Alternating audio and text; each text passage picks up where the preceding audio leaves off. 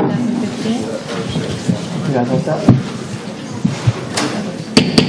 evening. I'd like to call the Lisbon Town Council meeting for Tuesday, May 19th to order. Please stand and join me in the Pledge of Allegiance.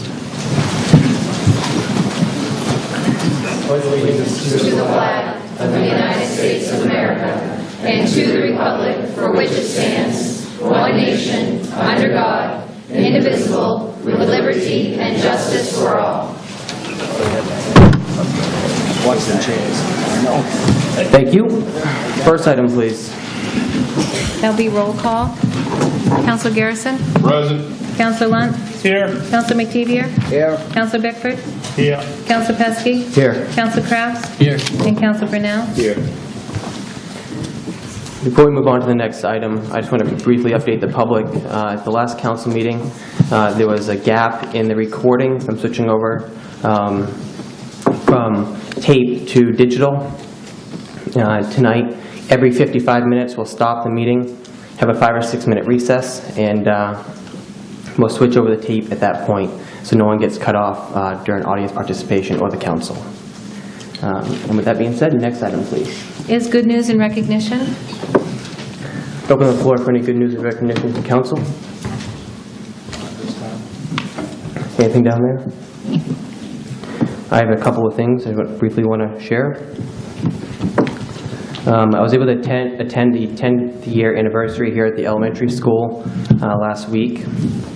It was great to see the whole school was involved and everybody on all the floors was participated. A lot of great things were shown out, brought back a lot of memories of when I was a student here, and it was really nice to be back.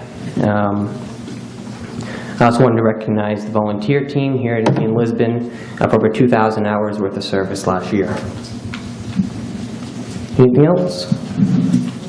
Next item, please. Is the public hearing for the victualers license for Joseph Roy's mobile unit at the Riverside Flea Market? Okay. I'd open the floor for anybody regarding the public hearing. Seeing none, I'll close the public hearing. Next item, please. Is audience participation and response for agenda items? All right, at this time, I'm going to open up the floor for anybody who'd like to come to the podium to address the council on anything that is on the agenda tonight. I know a lot of you are here regarding the school budget. With that being said, I really want to take the opportunity to hear from each and every one of you that are here tonight. With that being said, I'm going to have a 3-minute time limit and ask that you come up to the podium, state your name and address for the record. And we'll go as long as we can. If the meeting doesn't go on too long, and that the meeting maintains order. And that being said, I'd open the podium for any audience participation this evening for the agenda items. Mr. LaRochelle. Good evening, Council. Thank you for allowing me to speak. My name is Fern LaRochelle from Lisbon Falls. Tonight I'm representing Positive Change Lisbon. Later in the agenda is a mass gathering permit for Positive Change for this year for our activities. One of the things that's come to light is some of the fees go along with the mass gathering. What we would hope to do and what we're asking the Council to look at and maybe see what you can do. Positive Change is actually business owners and people in town that actually put money forward to actually promote activities that promote Lisbon. We're not actually a non-profit that actually raises money to actually benefit ourselves. It's mainly to promote activities in Lisbon, Concerts in the Park, and Father-Daughter Dance. If there's any way possible that the Council can review and maybe do anything to actually help us ease the cost of our mass gathering permit, either waive it or actually do something to actually allow it to be a little bit more cost effective for us. This year we have not budgeted for it, and I know it is something that possibly would come up due to some changes. So if just ask a request that you actually look at it and potentially see if there's any way that you could actually ease that for us. And for myself and Positive Change, thank you for the opportunity. Thank you very much, Fern. Later on this evening, we'll have that agenda item come up. I plan on bringing up some discussion that I personally have regarding this fee, and hopefully you'll stick around for that. Thank you. Next item, please. Or next person, please. Yes, sir. Jim McCarville, owner, Riverside Flea Market. Pertaining to the same mass gathering, the cost. It's gone up 300% from last year. And I'm concerned about this. And so what I've done is I've gone around to other flea markets and I've given you a list of a comparison. I'd like to have you consider to reduce this to the same as what last year was. Thank you. Thank you very much, Mr. Carville. The council put in effect a new fee schedule. In that fee schedule, the council has to follow unless we make changes to that fee schedule. How the current ordinances wrote, the council doesn't have the authority to waive a fee at this point in time, but later on when we get on to that agenda item, I'm sure we'll have more discussion on that. Section 10. Hold on just a second. Now if you come to the podium.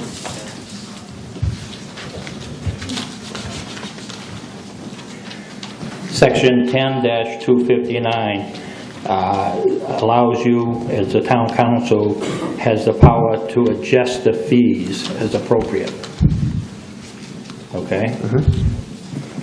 Yep, we do have the authority to adjust the fee schedule, but we can't make individual adjustments at this time on how the current language is wrote. Next person, please. Hi, Bob Kaler, 28 Dumas Street, and this is actually just to make sure I understand, and my guess is we have a lot of people here that this may be their first council meeting, that if anyone does want to speak on the school budget, this is their opportunity to do it. There won't be another opportunity during the meeting? That is correct. Yeah, okay. I just want to make sure that people were aware of that, so if they choose to speak on it, now is the time to do so. Yes, thank you for bringing that forward. Just a second. Now we have a gentleman approaching the podium. We'll go to Ms. Fitzgerald after, then Ms. Carsley will follow with you. You're all set. Cody Campbell, 40 Union Road. English, math, science, history. This is what our school will look like if this budget is not approved. Notice how there is no art on this list. There's no music. There's no culture. That's because whenever there are budget cuts of this proportion, those are the ones that get targeted first. But let me ask you this. By a show of hands, how many of you can name at least one Vincent van Gogh painting?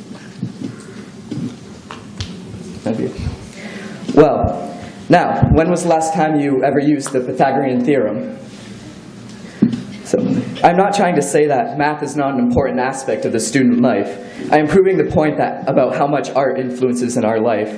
Art is important to developing a student as a whole. Our history teacher teaches a unit in music in the 80s. It is interesting to see how much culture it brought into our lives and how it still affects us today. On your way over here, you were probably rocking out to your favorite song on the radio. But where would those artists be if music was taken away in their school? Where would your favorite actors on TV be if there was no drama club? Our school has so much talent that should be explored and not suppressed. Did any of you go to the art show on May 5th? Did any of you? All right. Well, that showcased many awards that our students have won. Our own Jacob Fusaro and Hannah Stritch had pieces shown in the Portland Museum of Art. Our costuming class has won over 5 awards at the Drama Festival.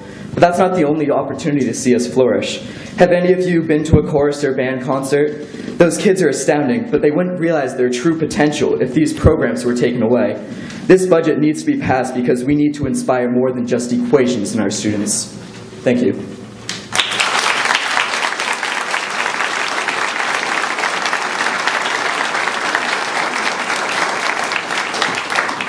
Thank you very much for bringing that to our attention. Ms. Fitzgerald.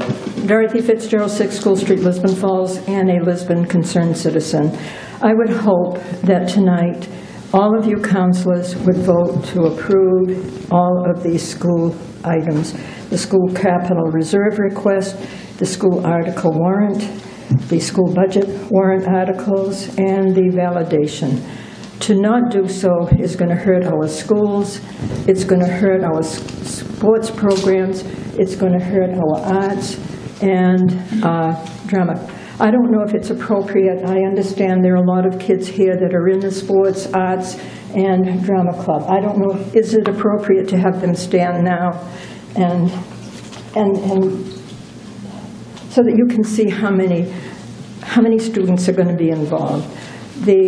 I have a great-granddaughter that graduated last year from high school, this high school.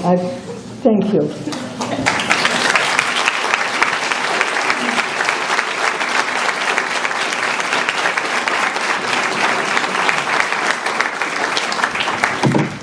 Thank you. These are kids that are going to be involved, that are going to be hurting if you cut the school budget, if you don't approve these articles. As I started to say, a great-granddaughter that ran track last year, and we had championship track program. I never got to see any of her track meets because we didn't have any in town. Now we have a wonderful track. I've got a great-granddaughter that will be graduating in 2 years. She will be graduating from our new gym, and that's going to be absolutely wonderful. You're going to hurt all of these programs if you do not approve this. I'm asking, I'm begging, please. Thank you.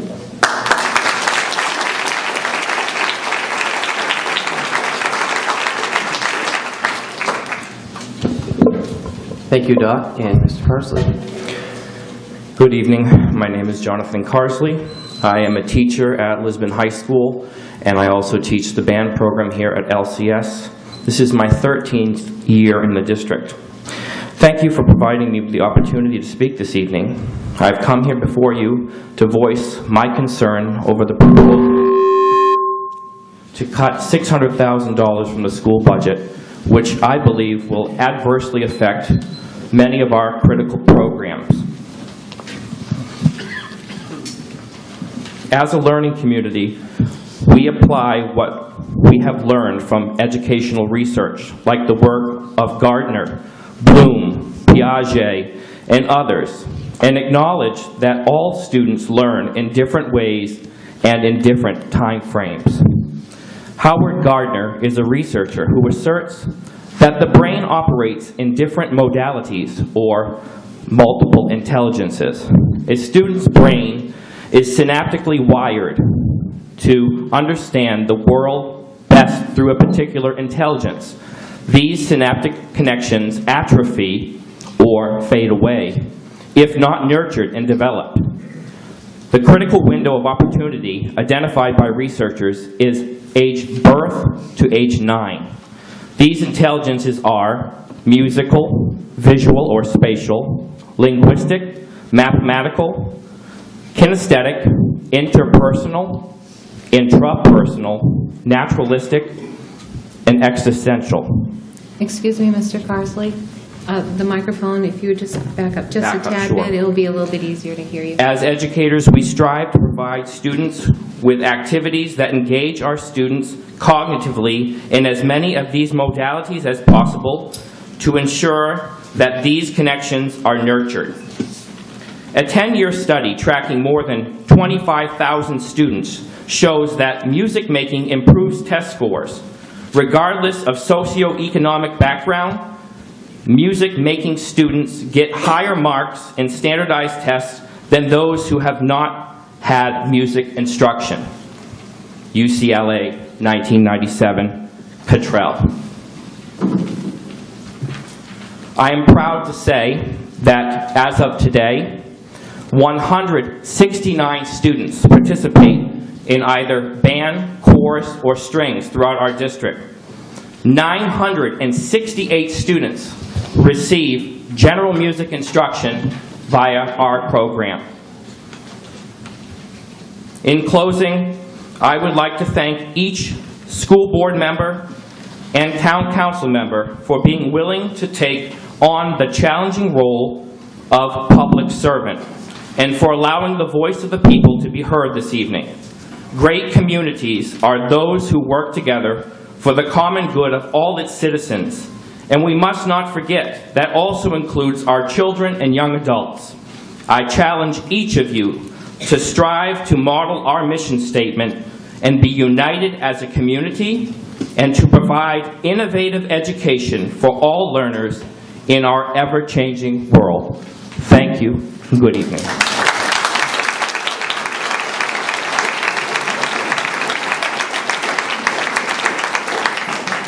Thank you, Mr. Carsley.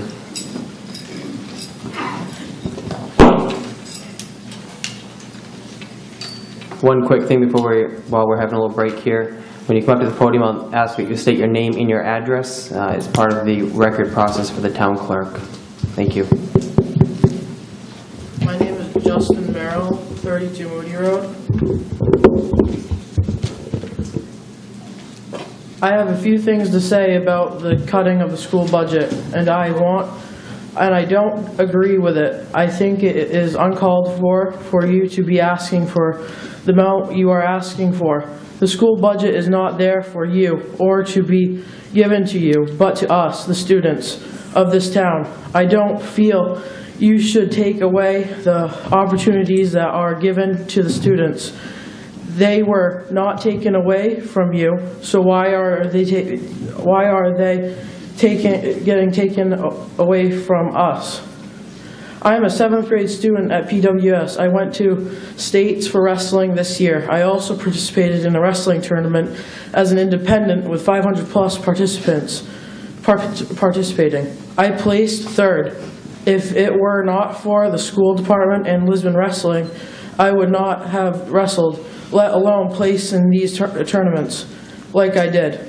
I think you and you need and should reconsider your decision and not affect me, my siblings, and my peers. Remember, we are the future of this town, and without us, there will be no future for Lisbon.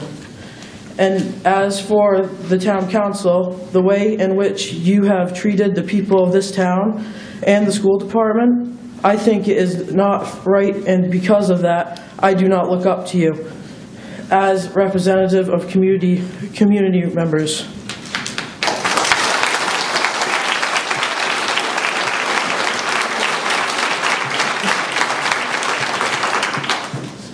Please look at me in the eyes, as this does not just apply to me, but also to my peers.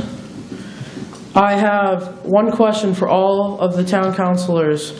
If the kids of this community lose these opportunities we currently have, are you going to be out there with us raising the money we will have lost for these opportunities, so we may still have the opportunities you are taking from us and in which you had when you were a student?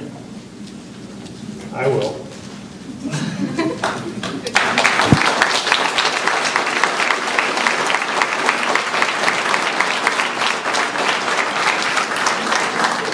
Just a second before you continue. Thank you, Justin, for taking time to come in tonight to address the council. Next person, please. Natalie Thompson, 15 Pinewoods Road, Lisbon. I am a junior at Lisbon High School, but more than that, I am a citizen of this town. I have been to every meeting about this budget since the beginning of budget season. I may be graduating next year, but I have a niece in the 1st grade and a nephew in the 5th, and I'd like to see that they have the same opportunities that I have had throughout my 12 years in the Lisbon school system. Opportunities such as volunteering, sports, and the many clubs and groups that have helped me to succeed throughout my education. Groups including chorus, drama, and community service. These are the groups that have helped me to discover who I am and what I want to do with my life. This year, I was able to log over 250 hours of volunteer work, and I couldn't have possibly done that without the guidance of Mrs. Milheim, whose position would be terminated in the next round of budget cuts. It is mentors like her that have showed me that I enjoy helping other people, and this is why I aspire to become a teacher when I am older. We are already at the bare minimum for essential programs and service recommendations of the state, except for nurses and school resource officers. Positions that have been fully supported in the past for the safety and well-being of the students. Today's students are the future of this town, and everything that is taken away from us is being taken away from this town's future. Right now, many students in our high school do not plan to raise their families in Lisbon, and I believe that is a result of seeing the decline in support for our school system. So before you cast your vote, please consider the future of this community and the town in which we all call home. Thank you for your time.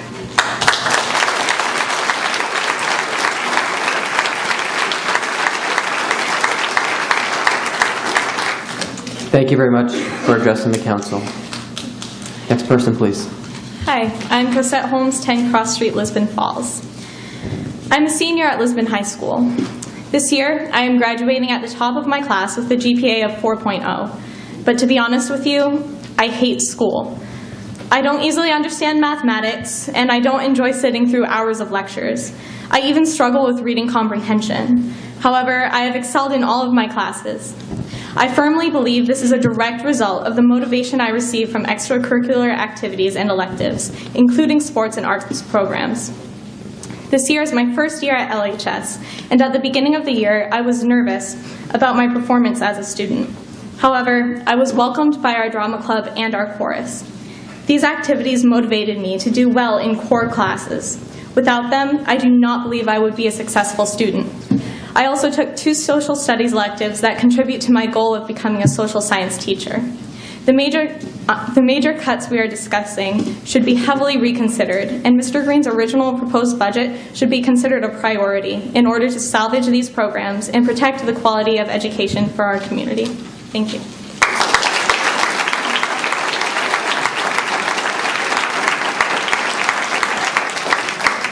Thank you very much. And the next person, please. My name's Eric Yim, 16 Upland Road. On each of my hands, I wear a bracelet. One bracelet is a piano. The other one is a bracelet made by my friend's sister. She's 9 years old. Both of them were gifts, and you're probably wondering where I'm going with this. Music is a gift, and it was given to us at the beginning of mankind. Our children are the future, and so are our children's children, and children, and children, and children afterwards. If we don't raise children with music, how will we experience color in the world? How will we experience variety within the world we live? How will we be able to express ourselves? It is the same in the world of theater. We get to take part in a different realm, a different world. We have opportunities to express ourselves by portraying characters that are vastly different than who we are ourselves. For me, music and theater have given me both direction and focus to my academic career. Next year, I plan to apply to college to major in music, and I feel that the experiences and opportunities I've had in this town have made me a strong candidate to wherever I may apply. I strongly urge you to reconsider cutting funding to the school budget, which will adversely impact our school and its programs, and ultimately our futures. Thank you for the chance to speak this evening.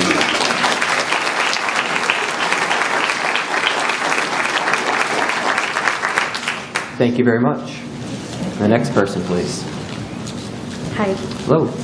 I'm Caitlin Johnson, 43 Summer Street. I'm a sophomore at Lisbon High School, and I aspire to go to college and major in electronic music production and minor in theater. And I urge you to reconsider the budget because cutting music for our schools is a loss of culture, as well as theater. Sports is also very important. And I'm worried for my opportunities for getting into college if music and theater are cut, as well as our generations coming now. Thank you. Thank you very much.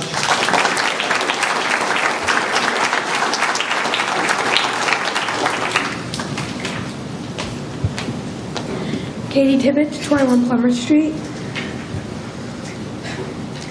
We value music as a critical learning tool that keeps students engaged in school, helps develop well-rounded individuals, and encourages skills that are vital for success in the 21st century.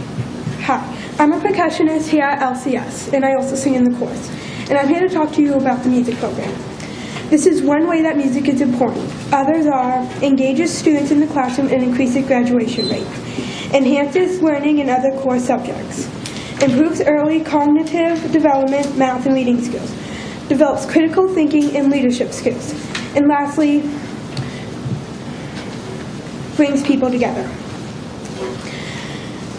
These are just a few reasons out of many other reasons why I take part in the music program. This summer, I will be attending a music camp at USM. I hope to continue with music throughout the years. Thank you. Thank you very much.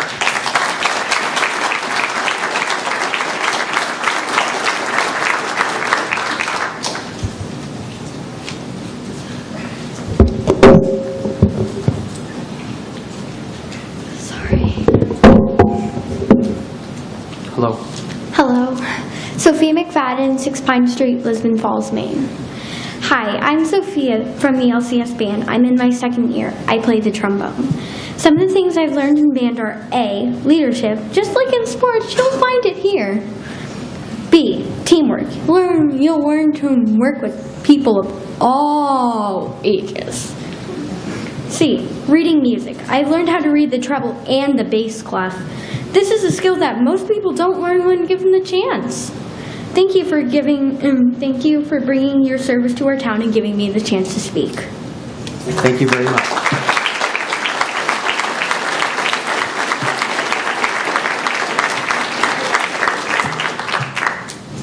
Next person, please. Just 1 second.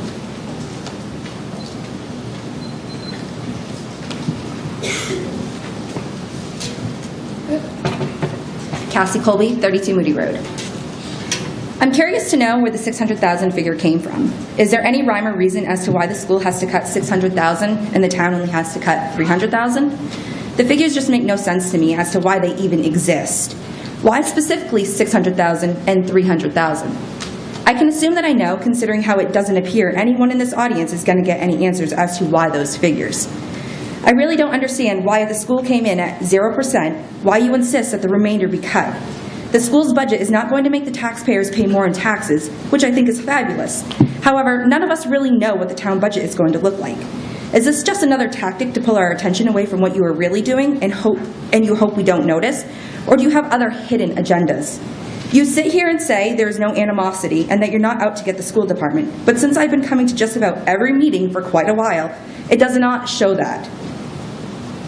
I see you treat other departments and such in a totally different manner than you do the school. Your pettiness must come to an end if this town is going to work together. I have talked with school committee members prior to even knowing who any of them were, as well as talking to several of you counselors, neither side knowing my stance on the issue. The school committee members were more than willing to speak, and if your views were different than theirs, you weren't treated any different. I can't say the same for the few I spoke to on the town council. I really want to know that if you're so adamant in making cuts, then why is the town not matching what the school has to cut? That would make logical sense, and don't give me the crap it's because the school has a bigger budget, because we have all seen the figures, and that is not the case. If the correct revenues were calculated for the town side and placed in as revenue, then everyone would see that is not the case, that the town does in fact have a bigger budget than the school. If the school department has to show state revenue and include that as their revenue, then every bit of revenue the town gets should be shown as well. I don't know how you're moving things around to hide things to make it look like your budget is smaller, but it's shady. I also would like to know if the school does actually make these cuts, which I do not support any more cuts for the school, but if they have to and our children lose opportunities, are you specifically you, Mr. Pesky, are you going to be out there with groups raising money for these kids so that we can try to raise money so that the children don't pay the price? Are you going to help raise money at booths so that the rest can be hired or equipment bought, or so that kids will have gas to put in the bus to go to events or pay for bus drivers? Pay to play is not going to be the answer, as most people in this town are not going to be able to afford it. I don't think it's fair that children should lose out on all the opportunities that we as kids had. I want to thank Councillor Garrison and Councillor Lunt for speaking up at the last meeting for what is right. The rest of you, I think it's time to stop drinking the Kool-Aid. I think you have all had enough because you're going to destroy our schools in town. I have spoken to a few business owners in this town who feel you're not making the town any better as you feel you are. And Mr. Pesky, if you think you're going to be the councillor who saved this town, well, I have news for you. You're making yourself look like a fool and not going about it in the right way. The way in which you have approached this and have treated the school committee is not professional. You have spent too much money on legal counsel to push your agenda and to find out what? That the school committee, regardless if you want to accept it or not, that they are within their legal parameters to do what they are? Accept it for what it is and move on. Do your homework and realize that. If you really knew what you were talking about, then you would realize that this town contributes 51% to the school with more than half the money coming from the state funding. However, the town receives 49%, all of which come from us, the taxpayers. You sit there and say you want to hear from us, the taxpayers, but it's honestly pointless to speak to the town council because it falls on deaf ears. We voted to vote on your budget almost 4 years ago and have yet to be able to do it. It has been brought up several times and you still turn a blind eye, just like you're turning a blind eye on what we want now. Pitiful and irresponsible. Let the school do what they need to do. They are not hurting anyone in the town or the kids with their proposed budget you were given. Stop trying to micromanage every little thing. They don't tell you or any other department how to run things, so why are you putting your nose in this? Your biggest concern should be that there is no tax increase, and even if there was, in November we voted knowing that that was a possibility of an increase. But then again, as we all know, what is voted doesn't apply in this town unless it's what you guys want. Guarantee we wouldn't be having this big hubbub if you guys got your garage. You're stirring the pot is all you're doing. And you know what they say about those who stir the pot? Those who stir it should lick the spoon. Thank you very much.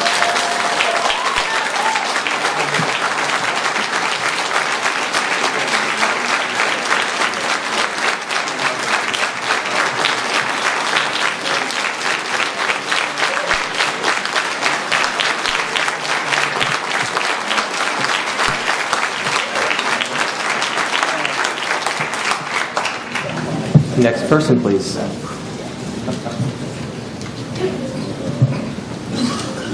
Hello. Kelly Rogers, 32 Mill Street. I'm a resident, taxpayer, but most of all, a mother in this community. And I just want to take a second to thank all the students who came and talked. That's very brave. So I appreciate what you said and appreciate that you were brave enough to come up and address your concerns.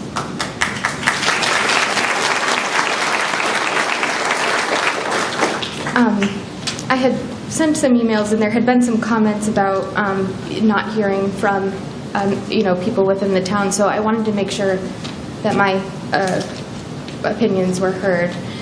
Thank you for responding, Mr. Garrison, to my email, and Mr. Pesky, thank you for acknowledging your receipt of my email. I assume that one of your priorities as a town council would be to attract families to Lisbon. It should be telling to you that the community voted to pass all bonds supporting school district initiatives.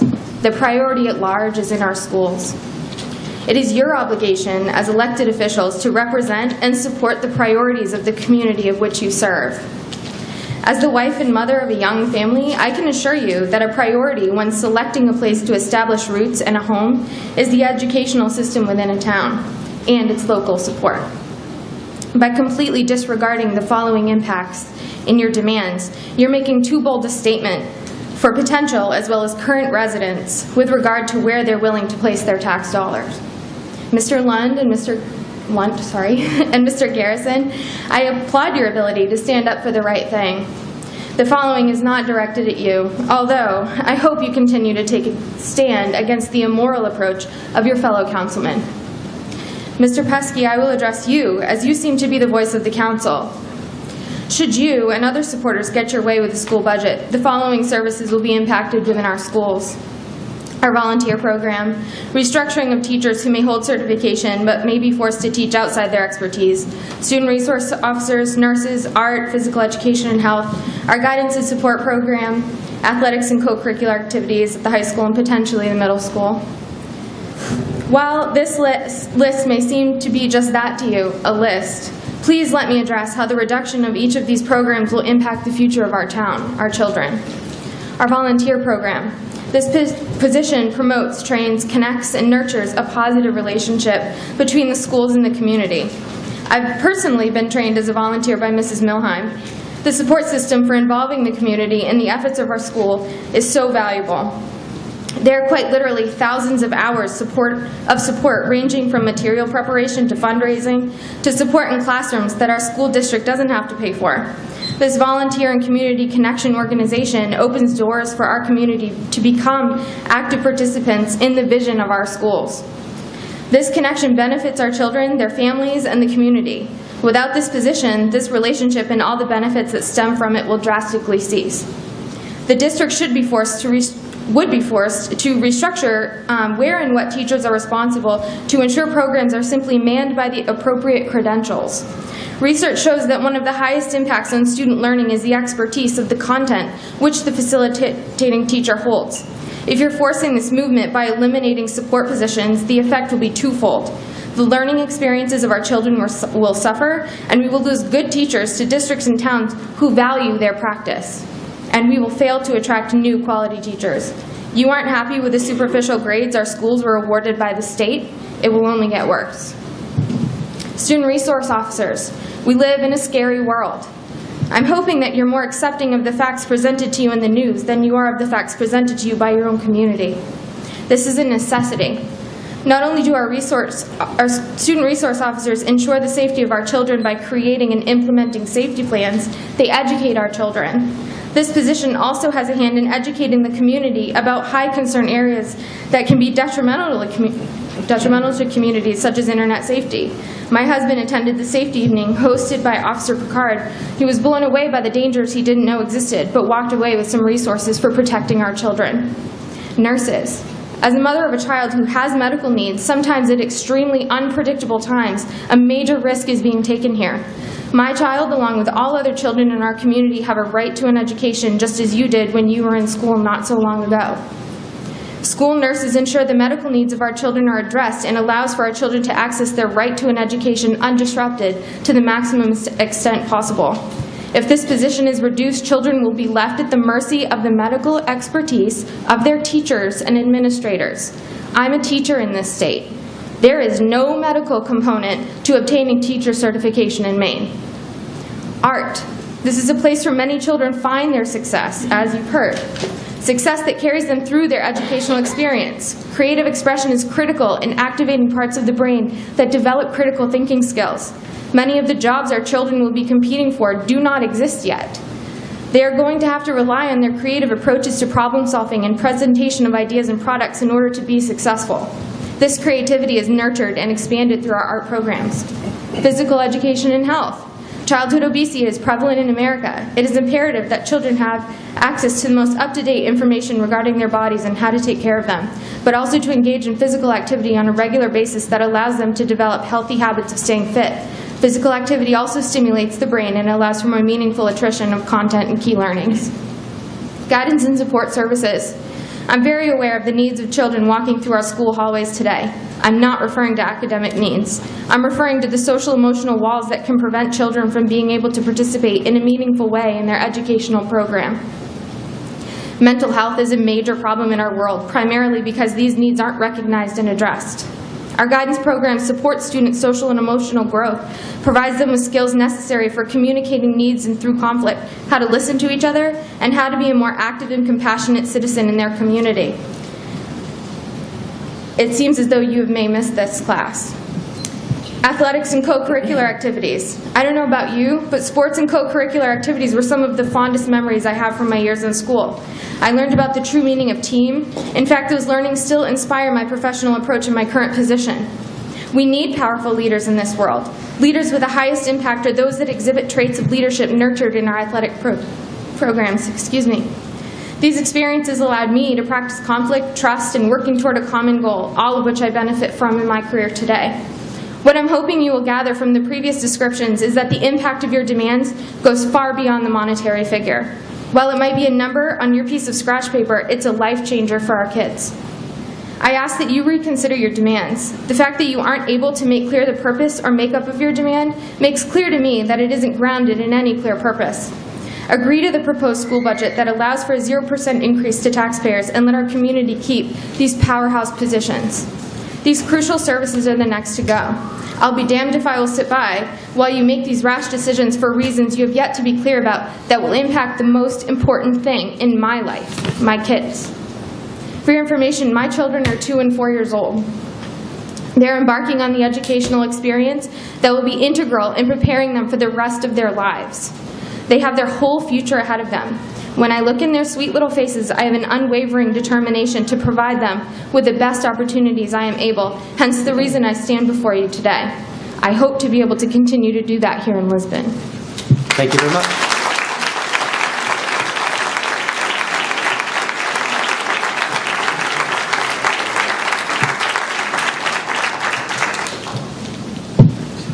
I didn't want to cut Ms. Rogers off in the middle of her statement, but that did go well beyond the 3-minute time limit. So I ask that everybody just keep track of that. I don't want to cut you off in the middle of your statement. I want to make sure we get through everybody tonight. Next person, please. Hi, my name is Erin Holmes from 10 Cross Street, Lisbon Falls. I've taken it upon myself to speak for some students who were not able to make it out for the meeting this evening, so I want to, first of all, represent them, and I want to read their thoughts with a perspective of what if they had grown up without this in their lives. They wouldn't have these things to say. They wouldn't have these enriching memories to express to us today from me standing here. So I'm just going to read them one at a time, and I'll read them name after I share with you what they've had to say.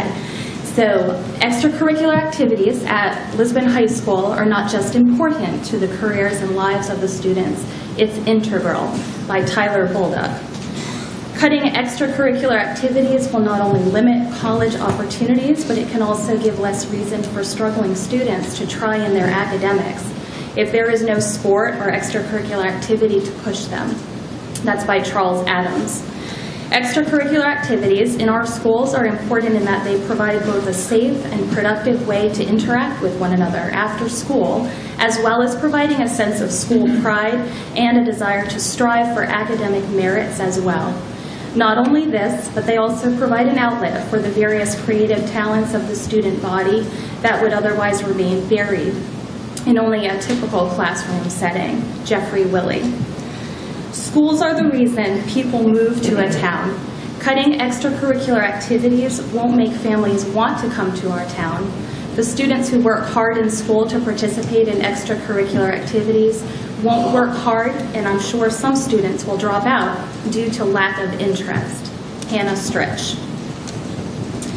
Extracurricular activities is how students bond. They help students find like-minded people. It's how children and people in school meet new people and lifelong friends. When you bond over things you love, you make friends. Parents always talk about the clubs and sports they did. They don't talk about the classes. The core classes only stimulate half of your brain. To be a whole person, you need the whole brain to be active through art, music, drama, and sports. These are the things that connect people and keep kids in school.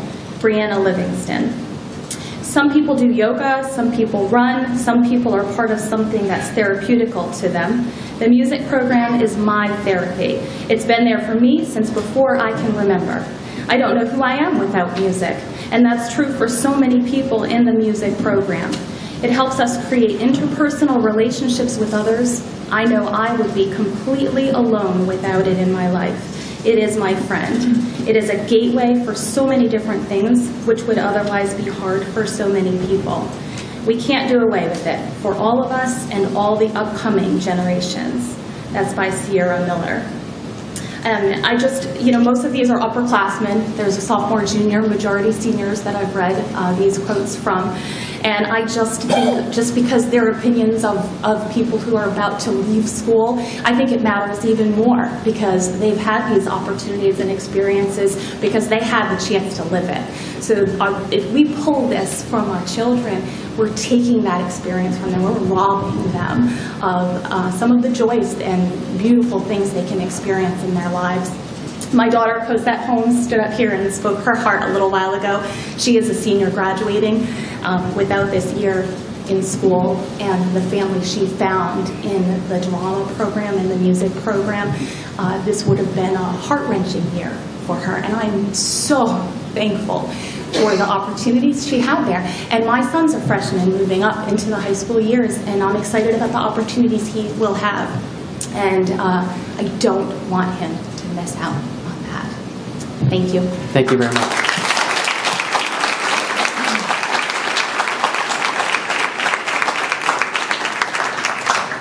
Ms. St. Pierre? Hello, Amy St. Pierre. I've emailed this to all of the counselors, and I've only received responses from 2 of you, so I thought I'd come up and share this with you tonight. My name is Amy St. Pierre. I'm a mother of 2 Lisbon School District students and a teacher in the district, and as a longtime resident of Lisbon, I feel that I have a very unique position to weigh in on this debate tonight.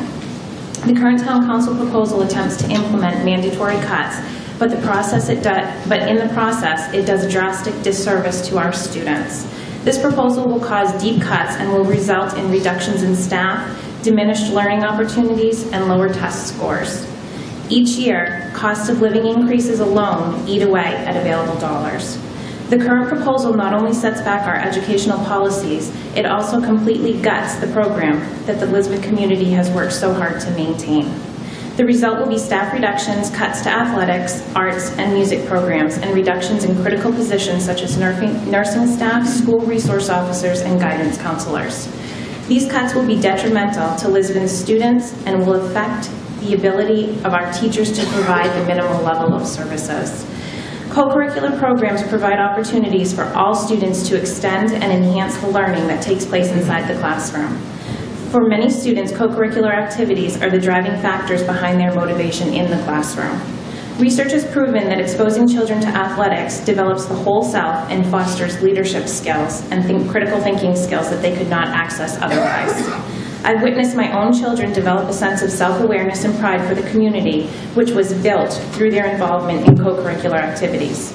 Taking this away from them will negatively impact the pride they have developed for themselves and their place within their community. The Town Council is on the verge of a major decision tonight. Requiring the school committee to reduce the budget by more than the proposed amount will negatively impact both our school children and the community as a whole. As a taxpayer, I strongly believe that forcing the school district to make additional cuts to the ones they have already made is not acceptable. This will not benefit our taxpayers. On the contrary, it will decrease our competitiveness and will result in families making the decisions to leave our town. My own family is already discussing what we should do should this proposal go through, and we will be forced to make the same decision that many other families are also discussing at this time. I strongly urge you to consider the negative impact that this will have on Lisbon residents. The voters of this district have always supported the education system and all of the improvements we have made as a community. This is not the time to backtrack on all the progress that we have made. The success of our children hinges on this decision. So tonight, I think we need to focus on strengthening our community and making positive changes which will benefit all residents for years to come. Thank you.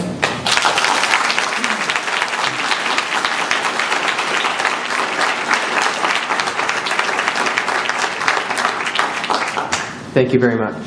Next person, please. Bob Kaler, 28 Dumas Street. As many of you know, I've been trying to get some answers, and you've heard different people say tonight is that they're still wondering why this decision's in front of the council. So through my correspondence, and Dylan, correct me if I'm wrong, but that was one of the questions I asked, which was, you know, when was this discussed and how long was this discussed? Because it's a major decision. And the answer was it was discussed at one meeting. And that was the meeting on January 20th. So I went back to really see if I was missing something in terms of positions that people have. And at that meeting where this was discussed, and once again, it's a huge decision. I don't need to tell you because you're sitting up there. It's a decision you'll be making shortly. And from the sort of council-approved minutes, Councilor Mativier, you talked about people complaining about their taxes going up. And I just would remind that the budget that's passed by the school board is a 0% increase on taxpayers. Councilor Lunt, you talked about the bond payment of the gym, and once again reiterated that, you know, you didn't want to see an increase. Sorry, Councilor Lunt, sorry. And once again, the budget that's in front of you tonight is a 0% increase. And Councilor Garrison, I appreciate your getting back to me so promptly with emails and explaining your decision, and I think you've had a very thoughtful approach throughout for this. And you talked about not being sure about the amount, but again, that responsibility, that fiscal responsibility. And Councilor Pesky, you talked about the fact that it's $1.2 million above what the town needs to approve by state law. And you also said, and I quote, "This doesn't mean it's not needed, but a reduction in this area should be reviewed." And I quote, "Because the taxpayers cannot continue to take an increase." Once again, not to beat a dead horse, but the budget in front of you is a 0% increase.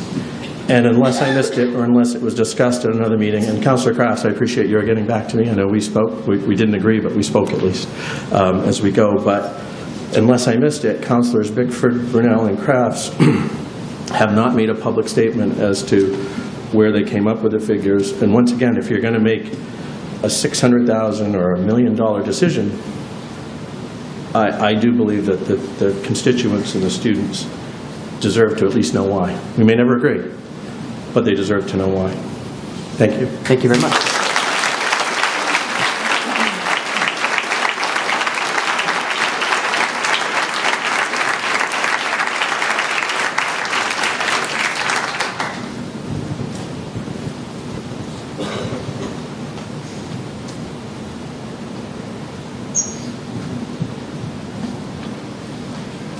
Hi guys, Mike Hebert, Frost Hill Ave. Tough crowd tonight. Wish they would have showed up at the actual meeting for the budget. But, and just keep in mind, everybody, that the amount of money that they're asking to cut from the school department, I know nobody wants to see that happen, but it is 1/25th of the entire school budget. Hey, Mike, can you just address the council for me? That's 1/25th. Okay, it's not like you're asking for 20% of the school budget. And I just have one comment to make, because everybody seems to say that they wouldn't even go to school if sports weren't there. What a sad state of affairs this city and this state and country are in if the children are unwilling to go to school to get an education to prepare themselves for life beyond school if they can't play sports when they go there. That's all I have to say about that. Thank you very much. Thank you. Next person, please. Hold on a second.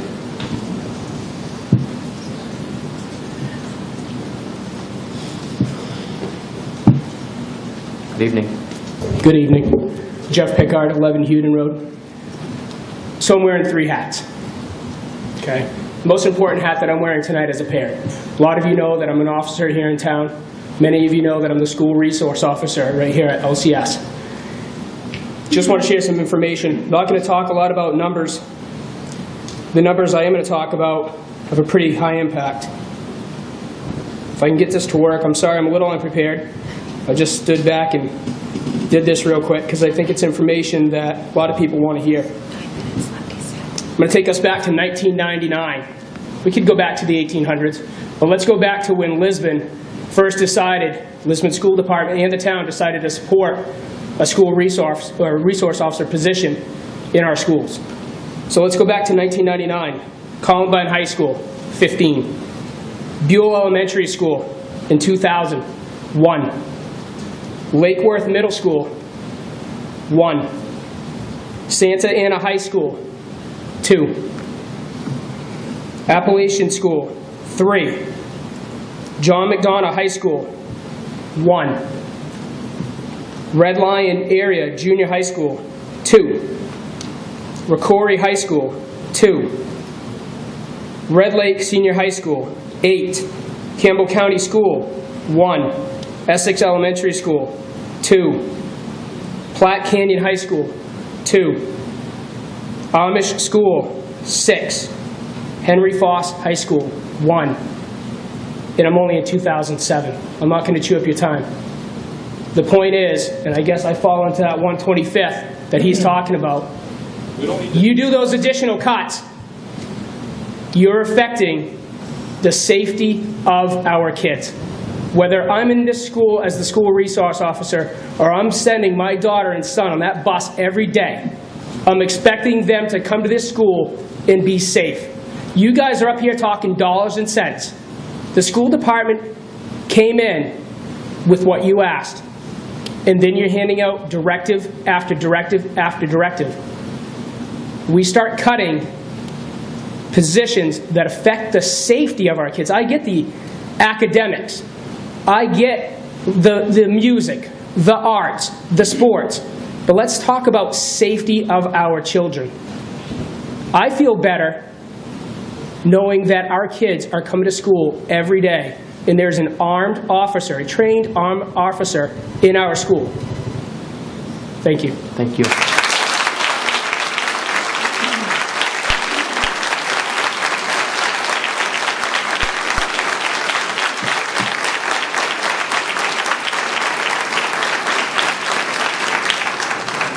At this point, we're going to take a break to allow the equipment team to switch over the tapes and no one gets cut off when it gets recorded.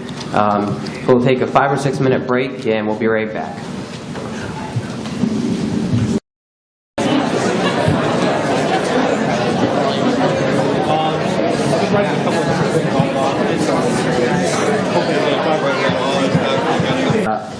Audience participation. Anybody else that has not addressed the council, if you'd like to address the council, now is your time. We are going to be wrapping it up here very shortly.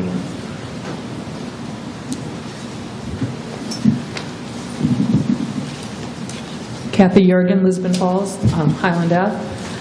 I just want to correct you and say that it was over 22,000 hours in volunteerism this year. Thank you. And that's not even including the people that don't even put their numbers in, which I know there's quite a few of them in this room.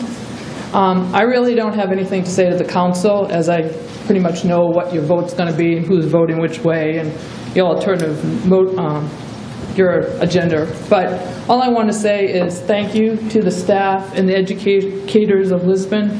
Watching these kids get up here tonight and talk, to go outside their comfort zones, to speak on in their own heart, whether it's drama, sports, or whatever, they still learn. I don't know half the people he spoke about, but that's okay. I'm not the educator in Lisbon. But thank you, Lisbon, and all the staff and employees.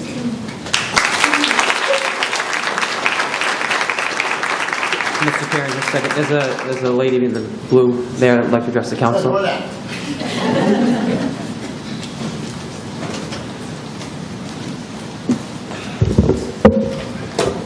Excuse me. Hi, I'm Angela Demores. I live at 6 Pleasant Street in the Falls.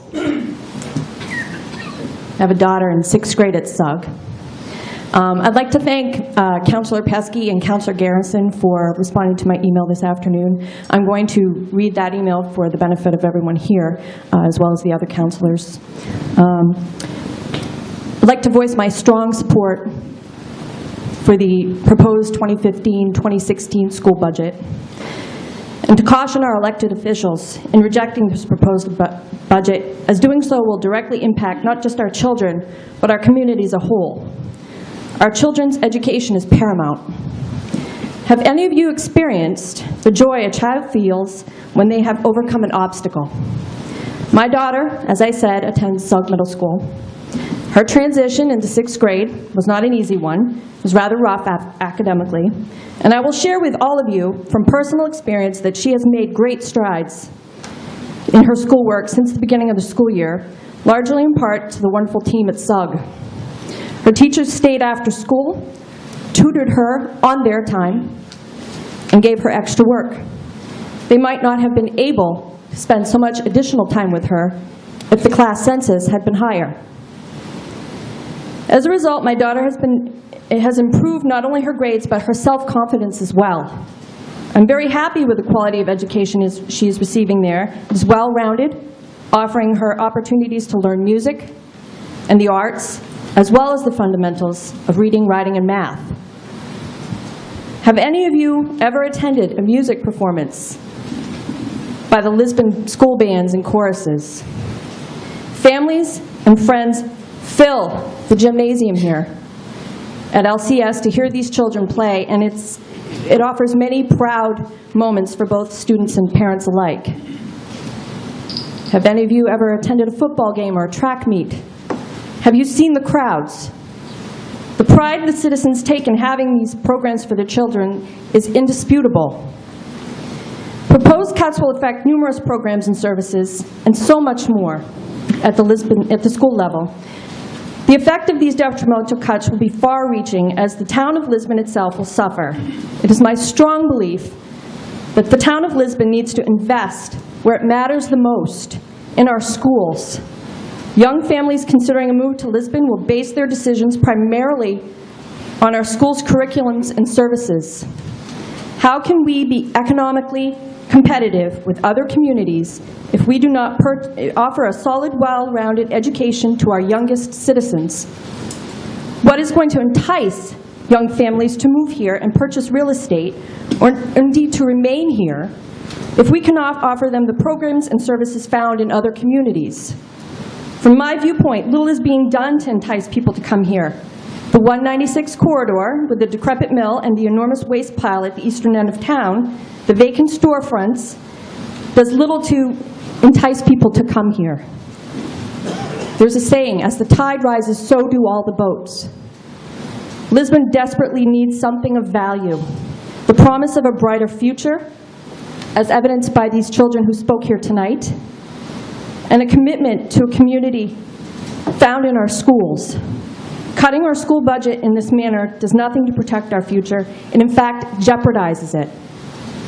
And I implore upon all of you to please reconsider your vote here tonight. Thank you. Thank you very much.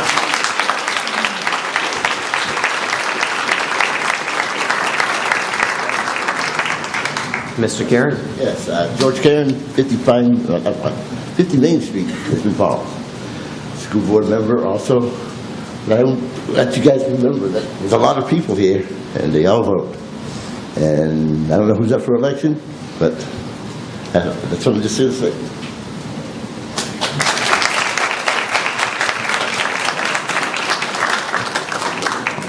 Anybody else?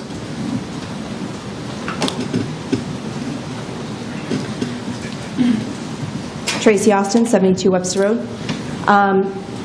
As you can tell from the amount of people here tonight, they all value their education, whether it be on the sports field, in an art room, performing drama, creating costumes, taking the numerous amount of tests that we ask of them, keeping their grades up, staying in school, being involved. That is all a precursor to getting a good paying job, to running a company, to being productive citizens of a community. This is all done within the school system. And year after year after year, we are faced, we always start the year with, this is going to be a tough budget year. And it hasn't been an easy one since I've gotten on the board. We have cut, we have cut, we have cut. We are down to the basics. That is what was stated in a response from an email that was forwarded to me. The school department needs to go back to the basics. We are far below the basics. It's not even funny. The EPS formula was meant to be a benchmark, a marker of where you start to educate children, not to be the pinnacle of what you should aspire to. That is not what that is. If you want an EPS formula that is to aspire children, look at the spending of the Yarmouths, the Cape Elizabeths. And it's not just because their houses cost more. It's because they invest in their community and their schools. Look percentage-wise. That will tell you the truth on what is spent per community. We are teetering where the municipality is going to wind up being more of a percentage that's spent than the school district. That is wrong. I say that as a parent who has children in the school, and as a school committee member who is fighting for all the kids of this community, not just my own.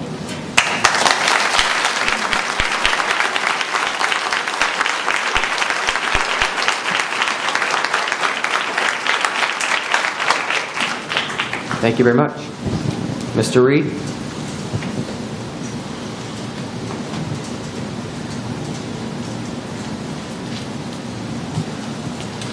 I'd like to address the town council. My name's Herbert Reed. I live on Ridge Road. I've been a resident in this town for over 50 years, and I've given a lot of it back to the town over those 50 years. If the town council does not pass the school budget that's being presented, as it's presented, and insists on we cut more funds from local entitlements, it's going to set the school department back 20 years.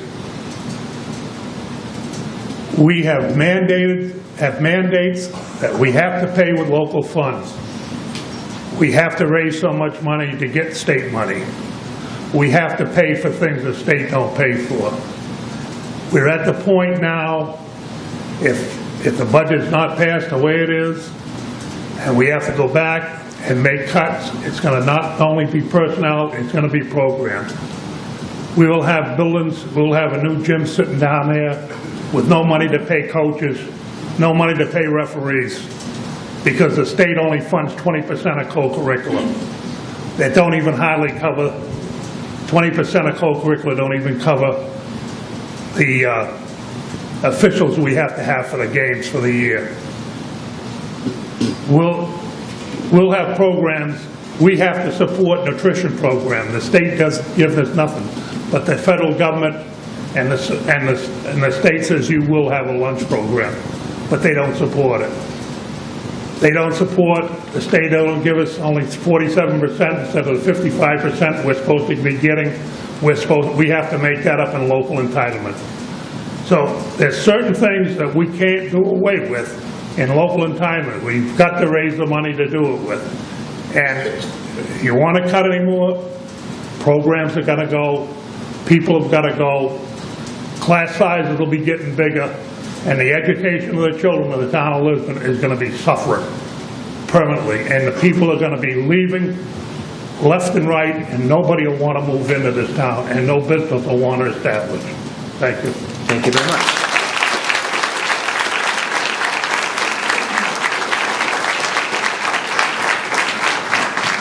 Ms. Crossgill. Hi, Marcy Crossgill, 37 Ferry Road in Lisbon. You have a very tough job tonight, so good luck. But what I wanted to say was we all know the cuts are going to affect everything. We've heard from students, we've heard from parents, teachers, administrators, school board. We know this is going to have dramatic effects on our students and our schools. That's not why I'm standing up here tonight, because I don't think I need to reiterate that between emails and all of the meetings leading up to now. What I really want you to look at, and this is not to sound yoga-ish, is I want you to think about yourselves tonight in this manner, that I really want you to think about who put you up there, okay, and why we put you up there. There's a lot of riffraff, there's a lot of disagreeing, a lot of agreements, a lot of disagreements, a lot of talk going around right now in this town. It is not healthy. Our students hear it, they feel it, and I'm going to tell you the biggest thing about this town for me is this.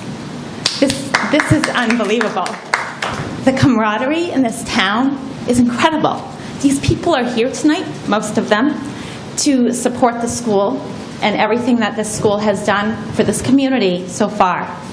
So I really encourage you tonight. You may have come in with a decision. I hope that you have had time, and you will have time to rethink that decision if it's something you want to do, because your job right now is to represent this. And so aside from everything that will be affected by cuts, I really want you to think deep about your position right now. And stop having people view you as non-leaders and non-listeners and this and that. Stop that. Because we are strong. We are a tough, tough town. And we lean on each other. We rely on each other. Unbelievable. So help support that camaraderie in this community. And listen to us. Listen to everyone. Just please consider that. Thank you very much.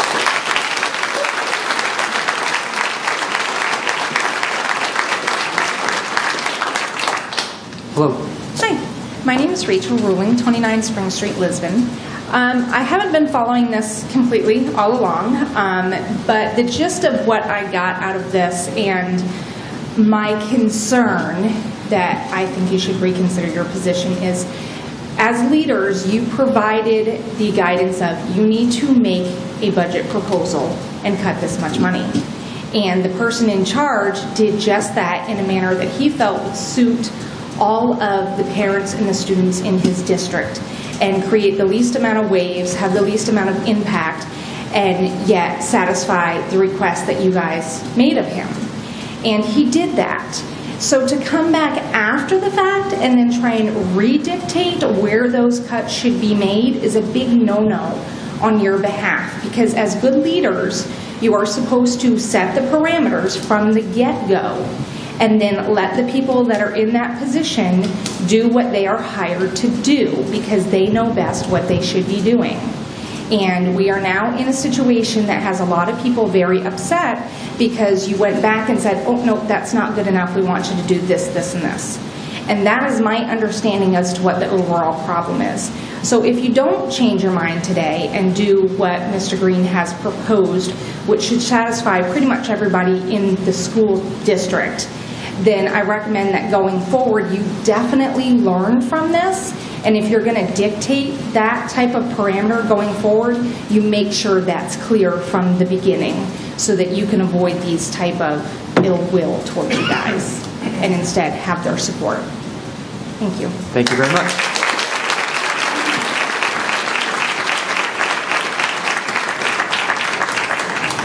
Is there anybody else that would like to address the council?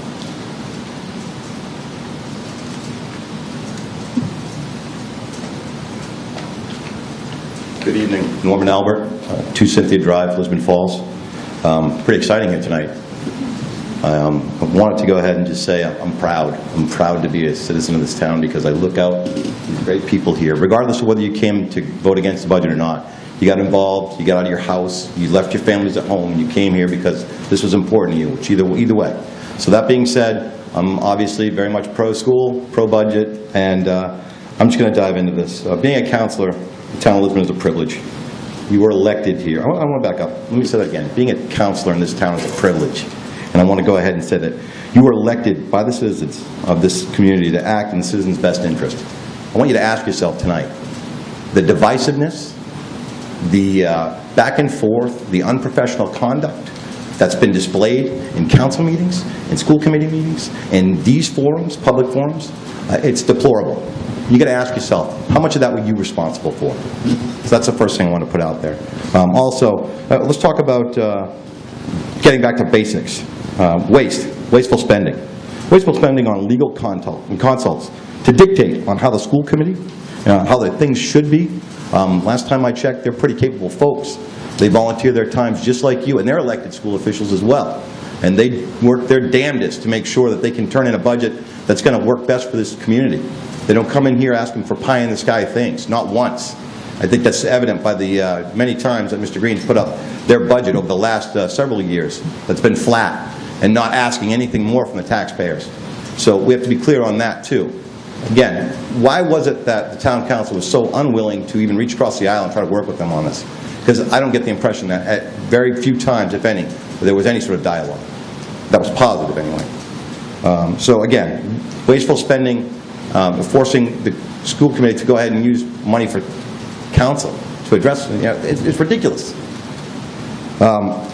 Looking ahead and looking at, I believe that tonight, people have come here to this microphone and begged and pleaded, got on their knees and said, please, for the love of God, use common sense and pass this proposed school budget that offers a 0% tax increase to our citizens and is the right thing for our students.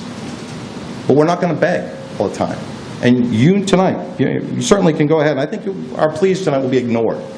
I really do believe that. I think that's going to happen. And when that happens, there's no real explanation of the dollar amount, how we arrived at that $600,000. I haven't heard that yet. But when those pleas are ignored, and these folks that have come here and pleaded and begged at this mic tonight, they're going to get up off their knees. And they're going to say no more. We're done. Tonight you'll win the battle if you choose to vote down this budget. But we, the citizens of this town, will win the war. I can promise you that.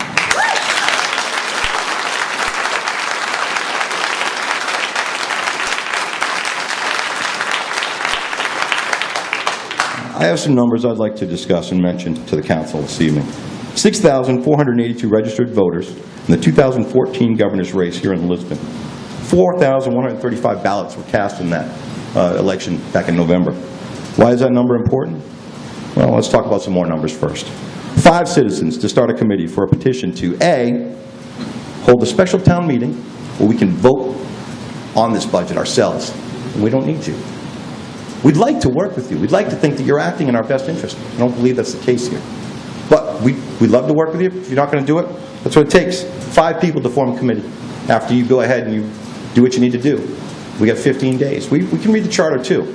We're not all just letting it go, busy lives. People are going to look the other way and not, pay attention. I'm not paying attention to town hall. People down there taking care of it. You stand on the shoulders of great men before you who built this town. And to do this is a disrespect to them and to every other citizen here. More numbers. 972 votes. That's what's needed for a recall. So any of you whose term doesn't end this year, 2015, I want you to keep in mind, 972 people, that's all it takes. Sign a petition, and then we go and we recall you, pull you back. I'm not threatening anybody. I want to commend you, because you came up here, you get paid 0, not a whole lot, to do a lot of the heavy lifting. And the only time people come down here, it's usually when bad things are happening. And they want to kind of let you know how they feel, myself included. So, Mr. Albert, just so you know, you're going on 3 minutes? Hold on, you're going on 4 minutes and 30 seconds, so wrap it up. Oh, one more. All right. Great. So 972. So, as I said before, that all these numbers come together, and that can certainly play into it. But I guess to close on this is the one thing we need to do is ask ourselves honestly here. When we're looking at this town council and the makeup, I want to say never, and I do mean never, send a boy to do a man's job. Thank you.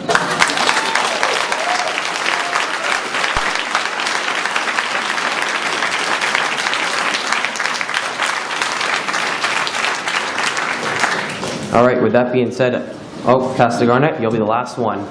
Then we'll move on for the evening.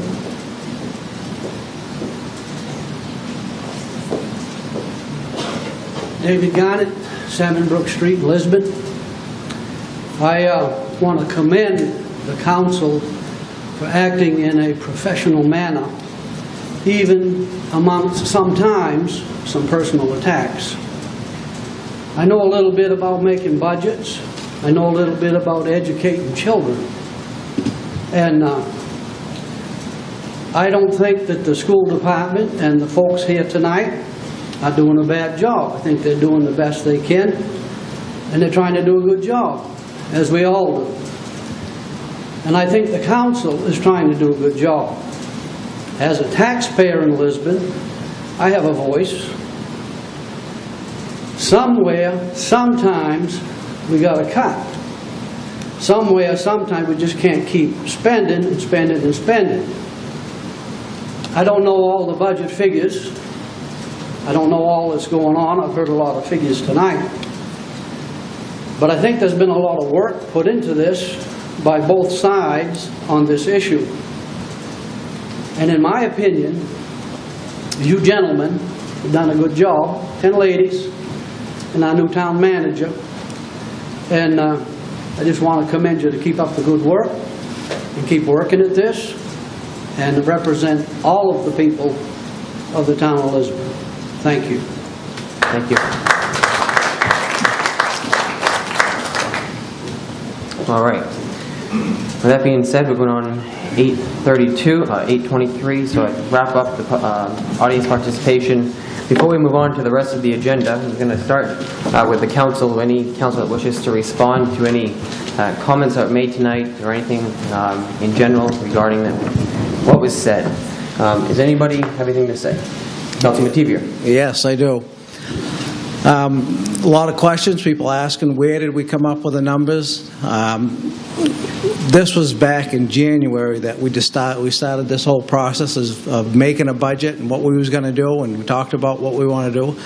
Our goal was not just to come in with a flat budget. Our goal was to have a decrease in taxes. I don't remember the last time it's ever happened in Lisbon. That was our goal. We came up with a number of $300,000. We asked for the municipal to cut $300,000.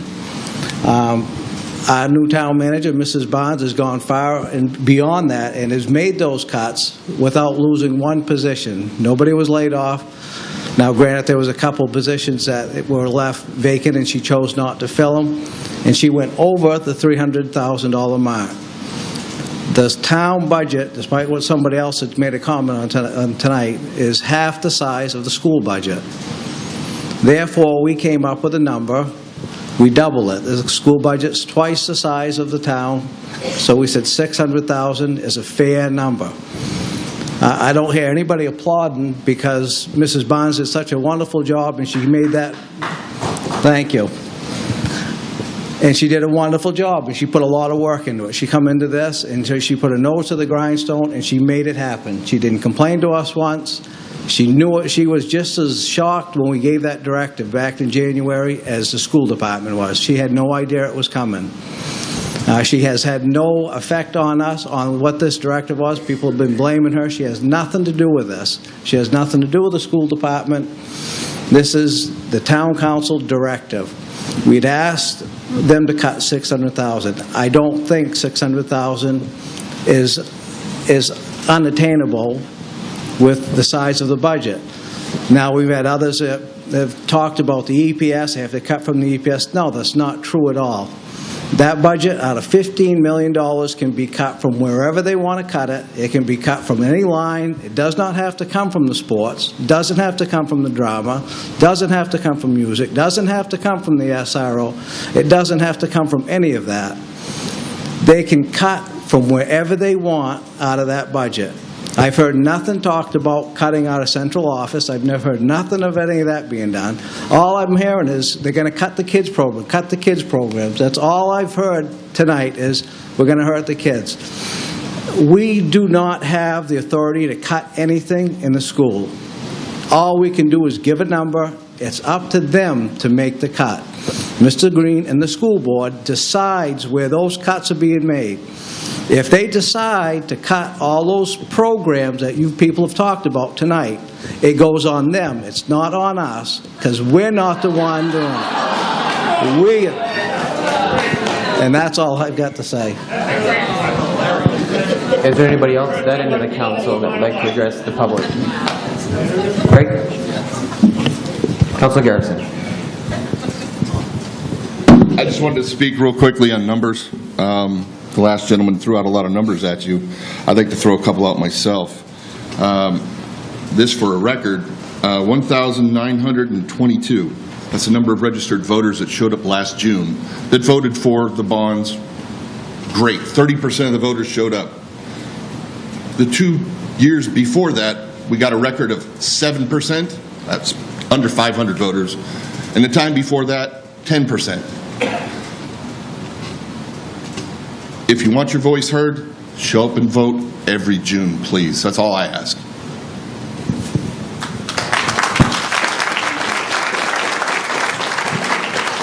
Councilor Lunt, do you have anything?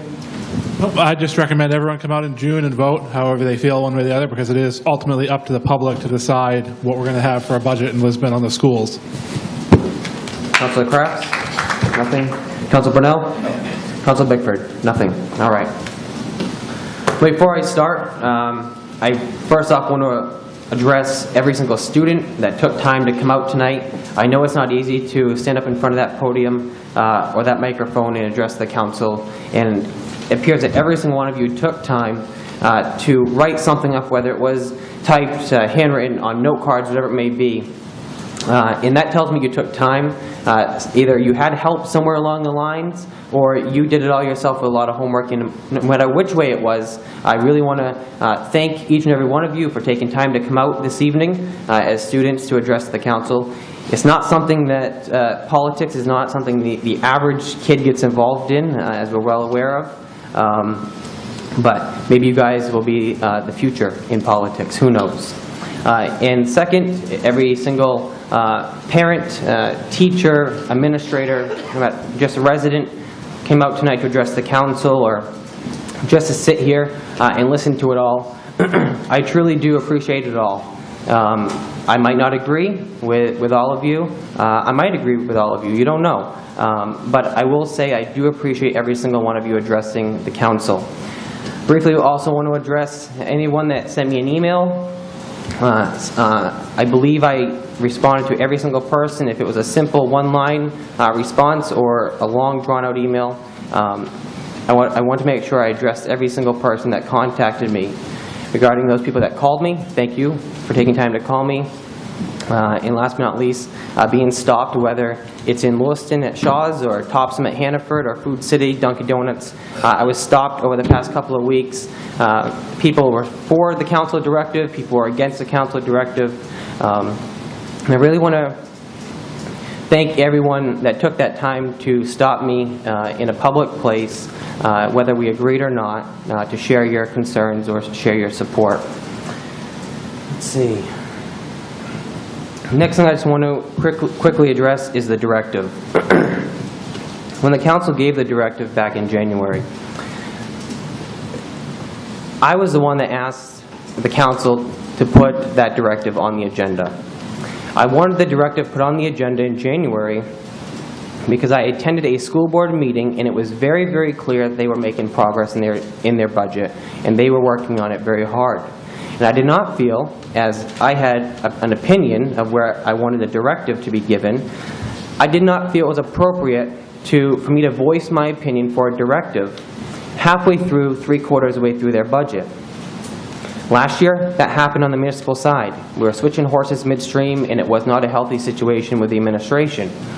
I didn't want that to happen. So the council, I brought it up to the council and the council gave a very clear directive for the municipal budget, for the administration, and for the school committee and the school department.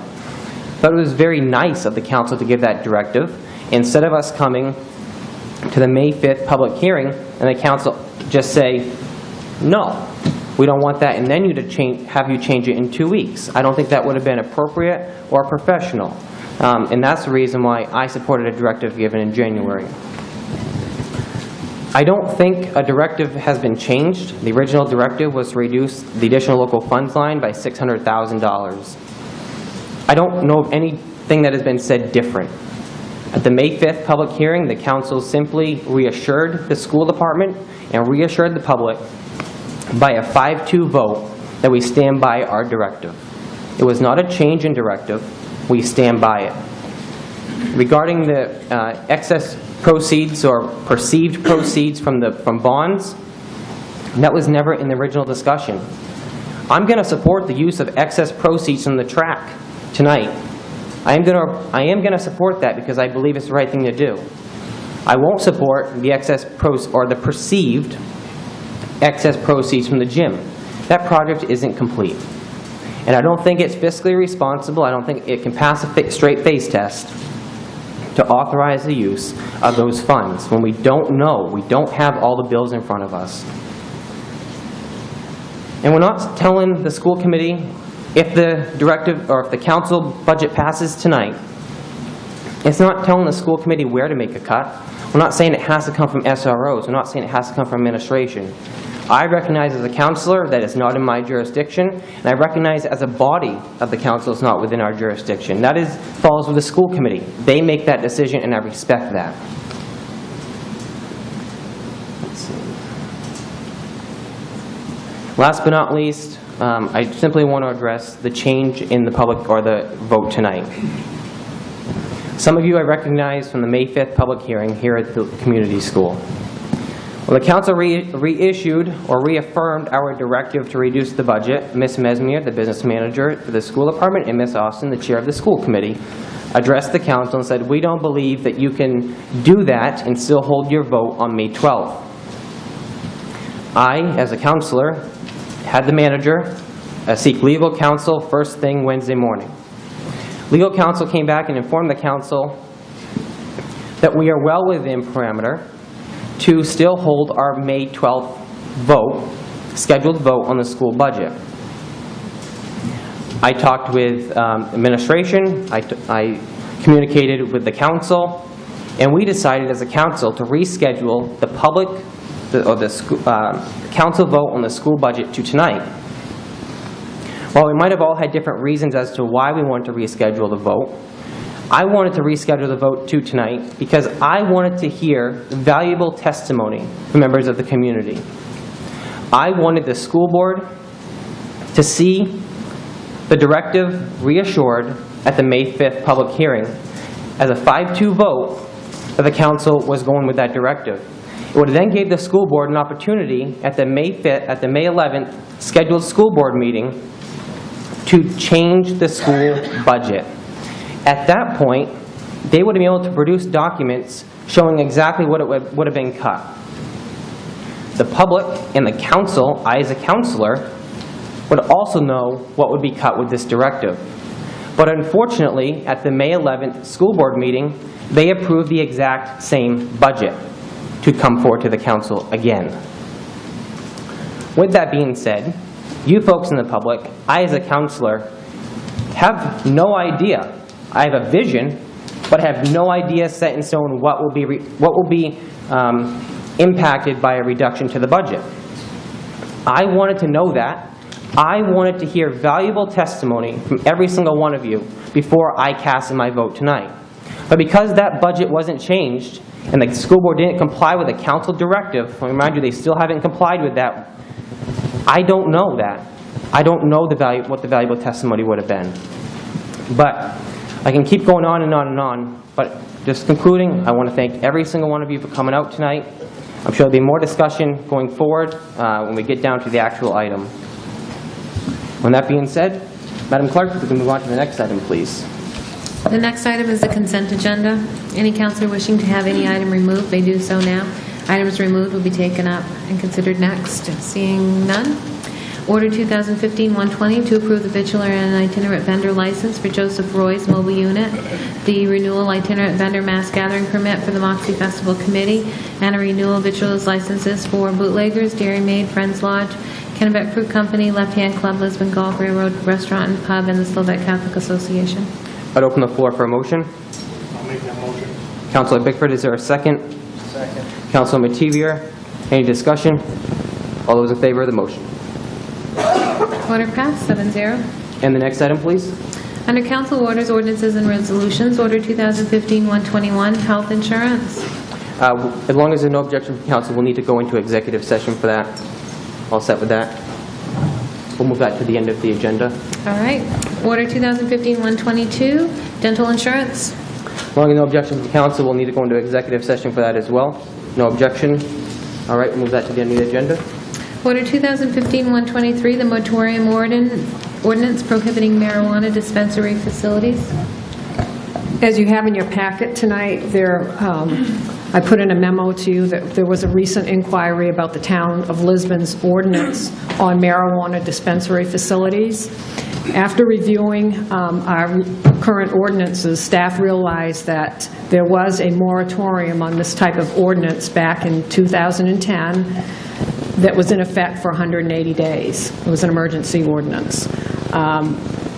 However, at that time, the deadline has passed, but there was no final adoption of an actual ordinance dealing with this issue. So at this point in time, since we've had another inquiry, we would like to have you put another moratorium on. This will be the first reading, I believe, and allow us time, the staff time, to look into an ordinance to bring back to council. I'm not sure at that time, back in 2010, what the intent for the moratorium was or why that was in place, but staff did not do an ordinance at that time. So we would like to have the opportunity to look into it and bring back a recommendation to council. Is there a motion? Is there a second to the motion? Motion from Councilor Bickford, second from Councilor Garrison. Is there any discussion regarding this? So this would only be for a period of 180 days, correct? Well, That's- the planning board develops an ordinance. That's correct. Okay. And 180 days is the maximum we can go, correct? Right. During this time period, it would give administration, council, time to discuss where we want to go with this, if we want to allow medical marijuana dispensaries in Lisbon or not. I personally think this is a good thing to do. We don't know where that inquiry is going to go, if it will go anywhere at all. But if we don't have something like this and then the council decides we want to do an ordinance that would ban it altogether, I don't think it would be very good if we have something going through the planning board stages and then the council also trying to make an ordinance at the same time. So I think this will kind of put a Band-Aid on the cut for now and give the council, buy us some time. All those in favor of the motion? We'll do a roll call vote. For first reading? Yeah, for Okay. first reading. All right, Councilor Garrison? Yes. Councilor McTevier? Yes. Councilor Crafts? Yes. Councilor Teskey? Yes. Councilor Bickford? Yes. Councilor Brunel? Yes. And Councilor Lunt? Yes. So we have 7 yeas, 0 nays. Order did pass. Thank you, Twyla. And the next item, please. Order 2015-124, school capital reserve request. In our packet, we have a request from Superintendent Green to use $43,259.17 to pay for the Siemens lease payment that is currently included in the 15-16 school budget proposal. This was approved in November through the voters. Municipal and school energy performance contract. Mr. Green states that the current balance of the capital reserve fund is $228,180. I would open the floor for a motion. I'll make that motion. Okay. Is there a second to the motion to approve? I'll second that. All right. I had originally questioned if this would qualify, and of course it will. It is capital improvement, no matter, I agree, it's capital improvement no matter which way you look at it, has to be paid, and I think this is a good use of the funds. All those in favor of the request? Order passed, 7-0. And the next item, please. Order 2015-125, Article 21, school warrant article.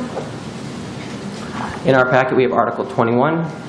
21 states, shall the Council of the Town of Lisbon authorize expenditure of $48,809.23 in excess proceeds from bonds issued by the Town of Lisbon for construction of a new track at Lisbon High School to be applied to debt service on the track bond. Originally, we had Manager Barnes and the Finance Director had requested a certificate of completion for the track in corresponding with Mr. Green.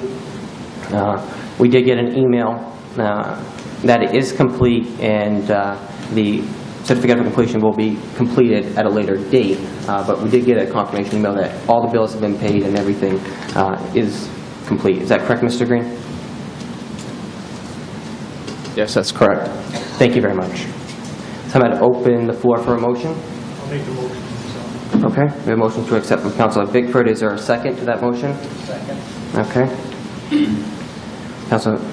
Second from Councilor Mativier. Any other discussion? I think this is good use to pay the debt service payment. I don't know what else we will do, what we would do with the extra money. I believe the debt service payment is in the neighborhood of $58,000, so we'll still have to raise $10,000 or so, if my numbers are correct, through the regular budget. All those in favor of the motion? Order passed, 7-0. Thank you very much. And the next item, please. Order 2015-126, the 2015-16 school budget warrant articles. All right. If the council doesn't object, I would like to skip Articles 1 through 11 and jump to 12. Any objection to that? All right. So Article 12, public funding of pre-kindergarten to grade 12 as described in the Essential Programs and Services Funding Act, to see what sum the council will authorize the Lisbon School Department to appropriate for the total cost of funding public education for pre-kindergarten to grade 12 as described in the Essential Programs and Services Funding Act. Recommended $13,470,313, and to see what sum the council will raise as the town's contribution to the total cost of funding public education from pre-kindergarten to grade 12 as described in the Essential Programs and Services Funding Act, in accordance with the Maine Revised Statutes, Title 28, Section 15688. Amount recommended for Article 12 is it the $4,546,269? That is the number That's a from the local school. share? Yep. Okay. Madam Clerk, do we have to have a roll call vote for this, or just a show of hands? It's not a requirement to pass the budget. If any councilor wishes to have a roll call vote, we are prepared to do that. Last year we did a roll call vote. Does anybody want to do a roll call vote this year? I'd like to have a roll call vote. Councilor Lunt has requested a roll call vote for all articles tonight? Yes. Okay. I'd open the floor for a motion for Article 12, one way or the other. Okay. Motion from Councilor Mativier, second from Councilor Bickford. Any discussion? All right. Roll call vote, please. Okay. Councilor Lunt? Let me correct, this is the amount that is recommended by the school committee, is that correct? Yes. Okay, yes. Councilor Brunel? Yes. Councilor Bickford? Yes. Councilor Pesky? Yes. Councilor Crafts? Yes. Councilor McTevier? Yes. And Councilor Garrison? Yes. And order passed, 7-0. Article 13, please. To see what sum the council will authorize the Lisbon School Department to raise and appropriate for the annual payments on debt service previously approved by the legislative body for non-state funded school construction projects or non-state funded portions of school construction projects, in addition to the funds appropriated as the local share of the school administrative unit's contribution to the total cost of funding public education from pre-kindergarten to grade 12. Amount recommended for Article 13, $477,356. I'd open the floor for a motion. I'll make that motion to accept as $477,356. A motion from Councilor Garrison. Is there a second? I'll second that. Motion from Councilor Lunt. Any discussion? I don't have any either. Roll call vote, please. Councilor Garrison? Yes. Councilor McTevier? Yes. Councilor Crafts? Yes. Councilor Pesky? Yes. Councilor Bickford? Yes. Councilor Brunel? Yes. Councilor Lunt? Yes. 7 yeas, 0 nays, order passed. And Article 14, please. Article 14, Funds exceeding the state's EPS allocation model. Shall the Council of the Town of Lisbon raise and appropriate $559,285 in additional local funds, which exceeds the state's essential programs and services allocation model by $265,466 as required to fund the budget recommended by the Lisbon School Committee. The school committee recommends $559,285 for additional local funds and gives the following reasons for exceeding the state's essential programs and services funding model by $265,466. 1. Co-curricular and extracurricular activities. The state only supports 20% of Lisbon's total expenditures. 2. $232,833 is the teacher's retirement portion that was previously paid by the state. 3. The substitute pay. The state allocates half a day per student. This does not cover long-term absences where substitutes are paid at a higher rate. 4. The special education. This additional amount is partly due to year-old student information, summer schools, as scheduling and reduced financial support at the federal and state levels. 5. Nutrition or lunch. The state does not provide any subsidy to cover the expenses in the general budget. Transitional funds, also included in the additional local funds, is the transitional amount that is due to the state not providing for the full 55% of funding. School recommends adopting Article 14 as printed for $559,285, which exceeds the state's essential programs and services allocation model by $265,466. I'd open the floor for a motion from council. Make the motion. I'll make the motion to change the article, or to raise the appropriate amount to $515,551, which exceeds state EPS funding by $221,732. Okay. We have a motion from Councilor Bickford. Is there a second to that motion? A second. Okay. A motion from Councilor Bickford, second from Councilor Mativier. Any discussion? I personally support this motion as it brings the directive of $600,000 reduction to the additional local funds line into effect. Any other discussion? Roll call vote, please. All right. Councilor Pesky. Yes. Councilor Bickford. Yes. Councilor Brunel. Yes. Councilor Lunt. As the horse says, nay. Councilor Crafts. Yes. And Councilor McTevier. Yes. And Councilor Garrison. No. We have 5 yeas and 2 nays.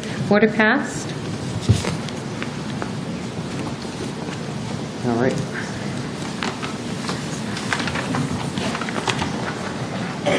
I would like to skip Article 15 since we've already made amendments to the budget. We'll go to Article 16, please. Article 16, adult education and raise funds as the local share. To see if the council will authorize the Lisbon School Department to appropriate $152,858 for adult education and raise $106,878 as the local share, with authorization to expend any additional incidental or miscellaneous receipts in the interest and for the well-being of the adult education program. School committee recommends yes. I'd open the floor for a motion. I'll make the motion to accept. Is there a second? Second. All right. Motion from Councilor Bickford, second from Councilor Mativier. Any discussion? Roll call vote, please. Okay. Councilor McTevier? Yes. Councilor Crafts? Yes. Councilor Garrison? Yes. Councilor Bickford? Yes. Councilor Pesky? Yes. Councilor Lunt? Yes. And Councilor Brunel? Yes. 7 yeas, 0 nays, order passed. And Article 17, please. To see what sum the council will authorize the Lisbon School Department to expend for adult education, school committee recommends $168,672. I'd open the floor for a motion. Make the motion to accept. I'll second it. Motion from Councilor Mativier, second from Councilor Bickford. Any discussion? Roll call vote, please. Yes. Councilor Lunt? Yes. Councilor Brunel? Yes. Councilor Bickford? Yes. Councilor Pesky? Yes. Councilor Crafts? Yes. Councilor McTevier? Yes. And Councilor Garrison? Yes. 7 yeas, 0 nays, order passed. And Article 18, please.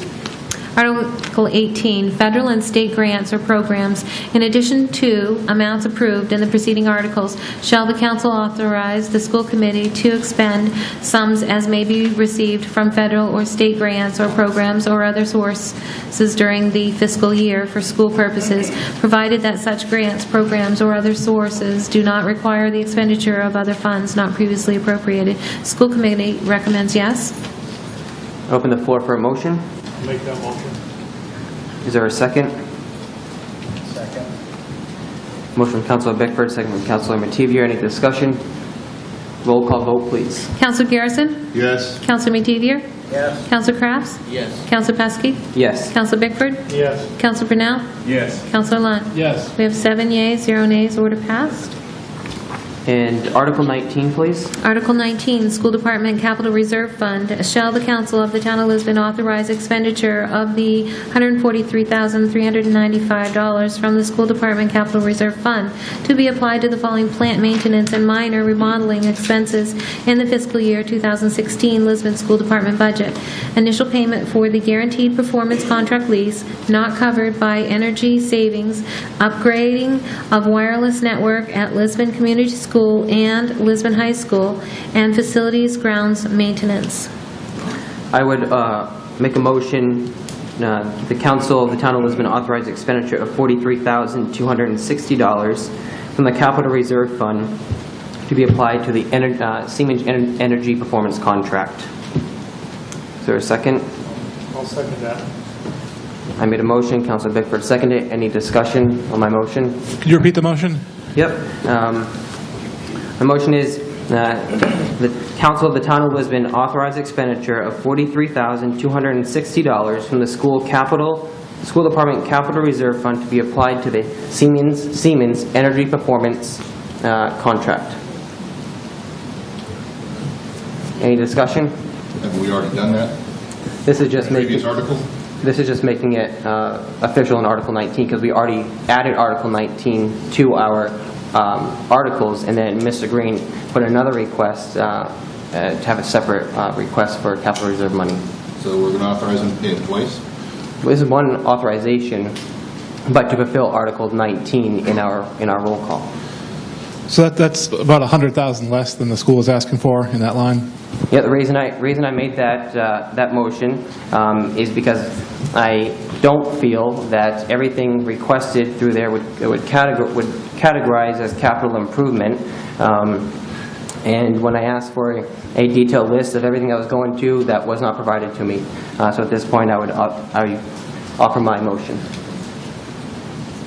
Any other discussion on the motion? It still doesn't make sense to me. We've already approved it under Article 21. Now you're approving a second payment under Article 19. Well, we already had Article 19 in our warrant articles in front of us, so we'd need to fulfill this. Or maybe, Diane, can we just disregard it altogether? My interpretation from having this in front of us, these were the articles that we had to approve one way or the other. The council wants to... I'm just saying, we've already approved Article 21 for the Siemens payment. Okay, then I'll make a motion to retract my motion. You want to withdraw your motion? Yes, please. Does the seconder wish to withdraw the motion? Yeah. Okay. I'd make the motion to accept as written. I'll second that. I don't, so we have a motion from Councilor Garrison, second from Councilor Lunt. I personally don't support this, but I'll come out in the vote. Any other discussion on this? All right, roll call vote, please, from Councilor Garrison, second by Councilor Lunt to approve. All right, so the roll call vote? Yep. Councilor McTevier? No. Councilor Pesky? No. Councilor Crafts? No. Councilor Bickford? No. Councilor Brunel? No. Councilor Lunt? Yes. And Councilor Garrison? Yes. We have 2 yeses and 1, 2, 3, 4, 5 nays. Order failed as written. Can I say something? Yeah, please. Article 21 that you already approved, that was for the track. But we did the capital reserve request on Article 120, Agenda That 124. that was before, but Article 21 is for the track, not for the capital reserve. The amounts are close, but So this would still fulfill the obligation to authorize that money, correct? Right now, you don't have any authorization to do anything for Article 19. It did fail. Yeah. And the other article was withdrawn, and there were no objections Okay. being withdrawn. Mr. Green? You will need an amount for that article, correct? Yeah, that's what I'm just thinking. We have to go back and redo Article 19. All right, so I will then offer my original motion. Okay. I will offer...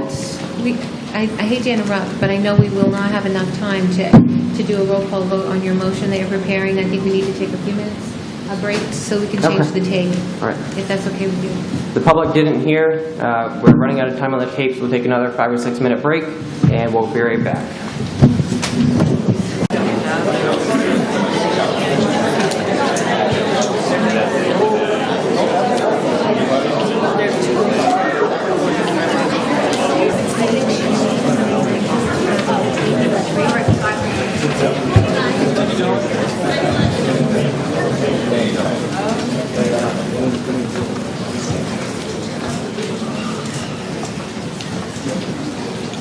All right, we're going to resume the council meeting. We left off with the Article 19 incomplete, so if we can start with 19 again, please. Okay, Article 19, the School Department Capital Reserve Fund.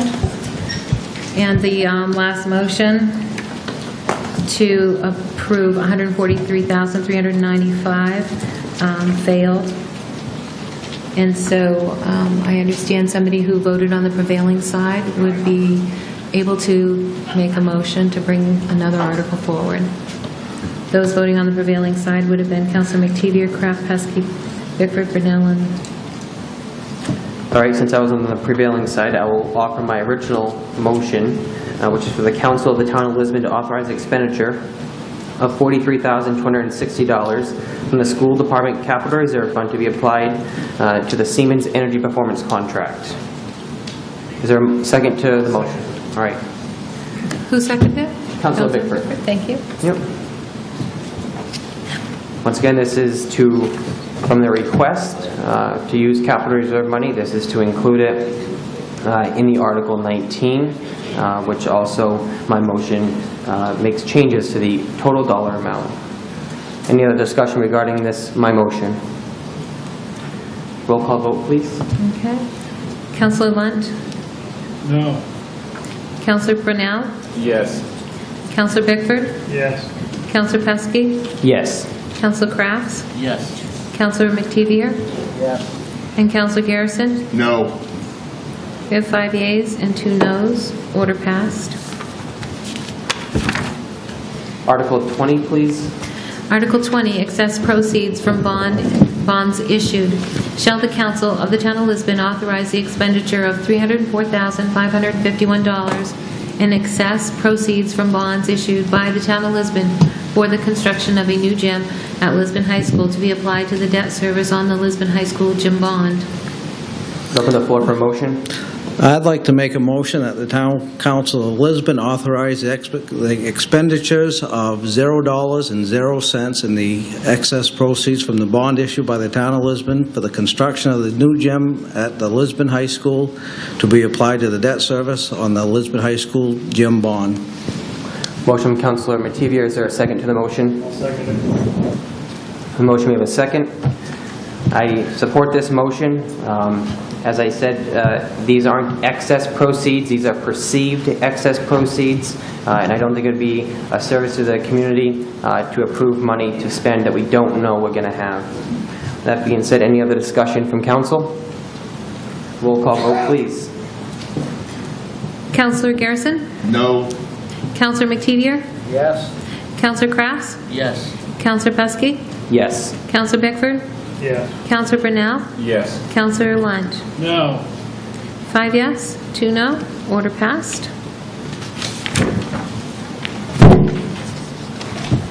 Then if we could go back to Articles 1 through 11. With these Articles 1 through 11, the council, we have some wiggle room here if we want to do individual Articles 1 through 11, or if we want to do 1 through 11 all in one motion. What would the council like to do? All in one motion. All in one? I hear all in one. Is there an objection to that? No? Okay.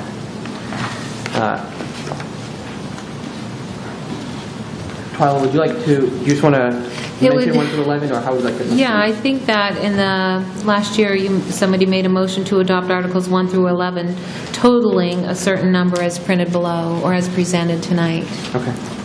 Do you have that number? All right. I would actually make a motion to reject Articles 1 through 11, as the council has already made amendments to the other articles, and if we approve 1 through 11, then they're not going to match up to Article 15 as presented, because that is a full budget number for the whole school department. So I'd make a motion to reject Articles 1 through 11. Second. Okay. I made a motion. Councilman Mativier second the motion. Is there any discussion regarding this? Are we presenting an alternative slate of articles, because they're going to have to be something on the warrant for people to vote on in June? In my motion, I'm not presenting alternatives, because I, as a counselor, don't feel that we, as the body, have authority to change these numbers, as we, in the charter, can't tell the school board where to cut from. And that has been the argument all along. So I will simply stand by my motion to reject Articles 1 through 11 and give it to the school board to do what they please with.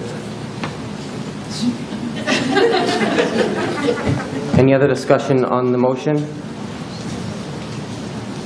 Seeing none? All right. Roll call vote, please.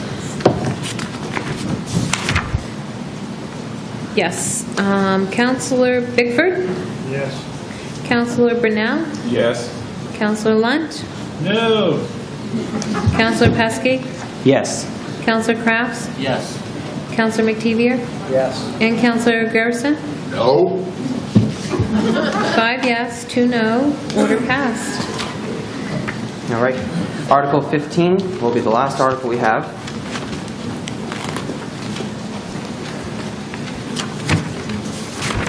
Article 15? Yes, please. All right.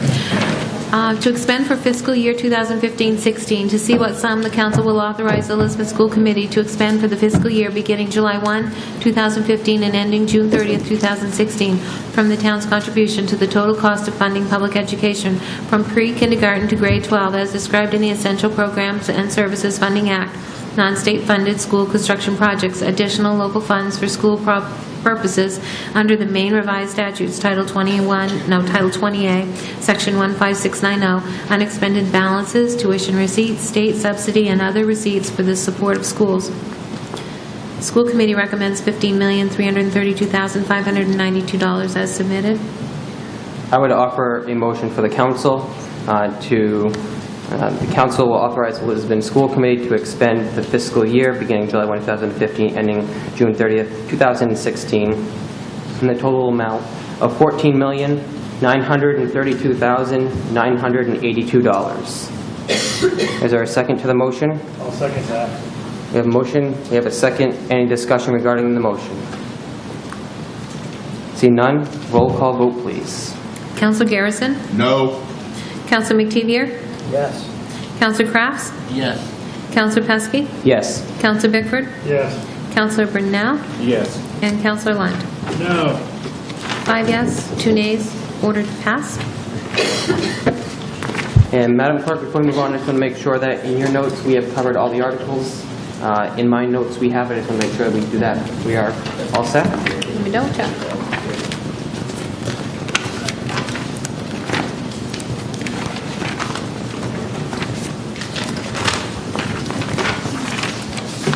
Yes. Okay. That being said, next item, please. Order 2015-127 to set the registrar hours and times to cast absentee ballots. The recommendation is for June 1, 2, 3, 4, and 8 during regular office hours from 7:30 a.m. to 6 p.m. and on Election Day, June 9th during the polling hours from 7 a.m. to 8 p.m. And on Election Day, we'd like to cast ballots at 8 a.m., 10 a.m., 3 p.m., 7 p.m., and 8 p.m. in accordance with Title 21A, Section 759-7. I'd open the floor for a motion. I'll make a motion. Is there a second to the motion? Second. Motion from Council Bickford, second from Council Mativier. Any discussion? All those in favor? Order passed. 6-1.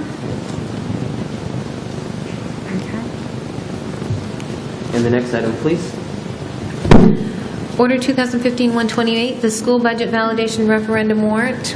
Because the date changed to May 19th, 2015, the ballots have been reprinted, and then we will post this warrant instead of the other warrant. All right.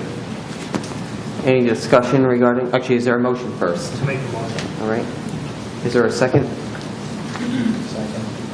Motion from Council Bickford, second from Council Mativier. Any discussion regarding the warrant or the ballot school budget validation referendum?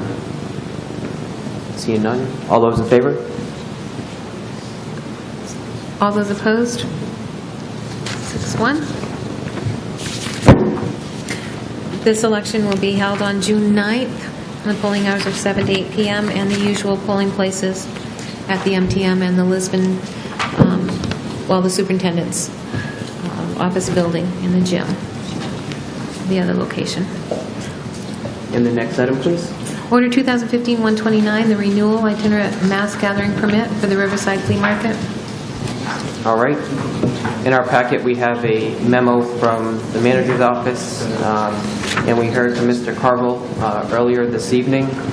Is there a motion on the floor?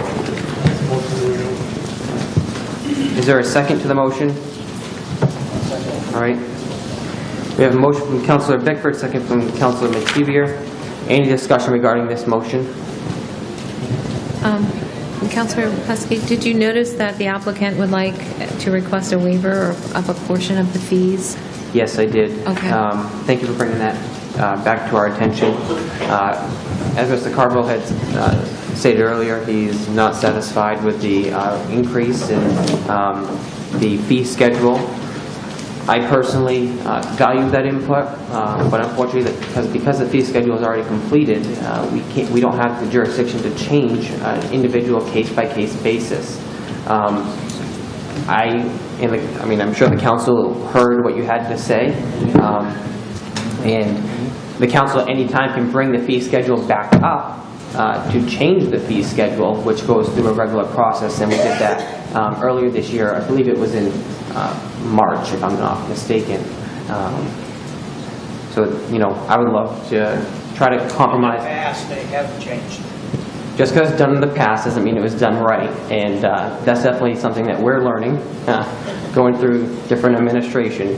I wish we could. I wish I could make a motion to waive this for you or to change it.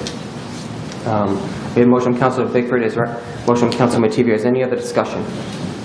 If we review the fee schedule, does that require 2 readings to do that? It does. Yeah. Can we put that on our next agenda for our next meeting? To Sure. discuss the fee schedule? Yes. Retroactively? Do you want to put this off? Can this be put off, or is this, do we see the deadline approaching? I believe his current license expires, when did you say, May 21 or something? So it'd be too late. It does expire shortly. Yeah. There is nothing in the ordinance to issue temporaries, correct, or is there? Not to my knowledge. Let me look. Okay.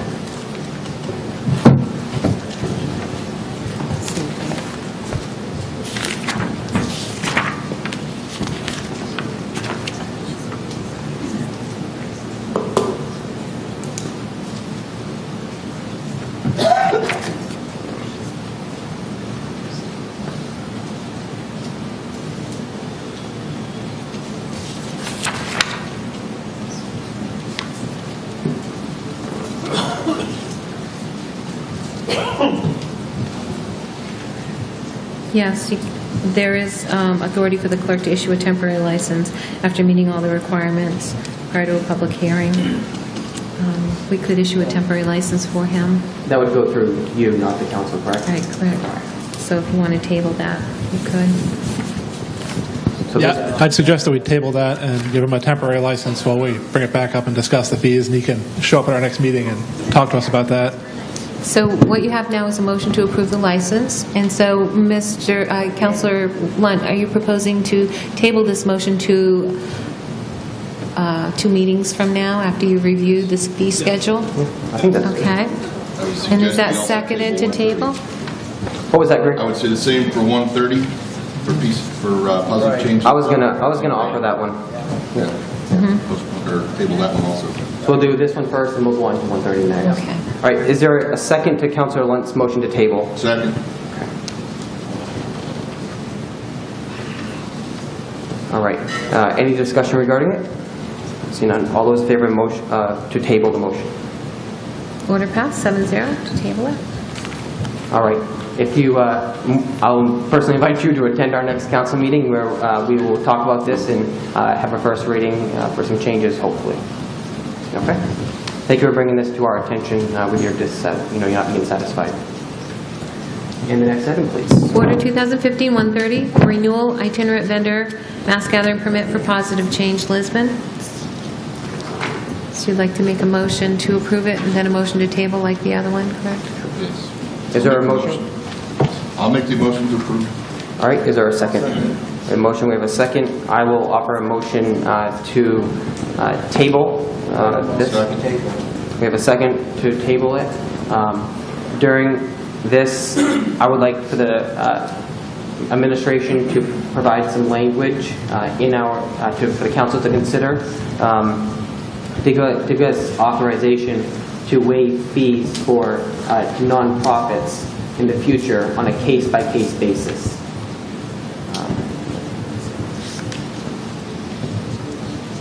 I mean, if the administration could just provide that for us to review, I'm not sure if the council will support it or not. All right. All those in favor of the motion to table? Order passed, 7-0. And the next item, please. Order 2015-135, Beaver Park truck repairs.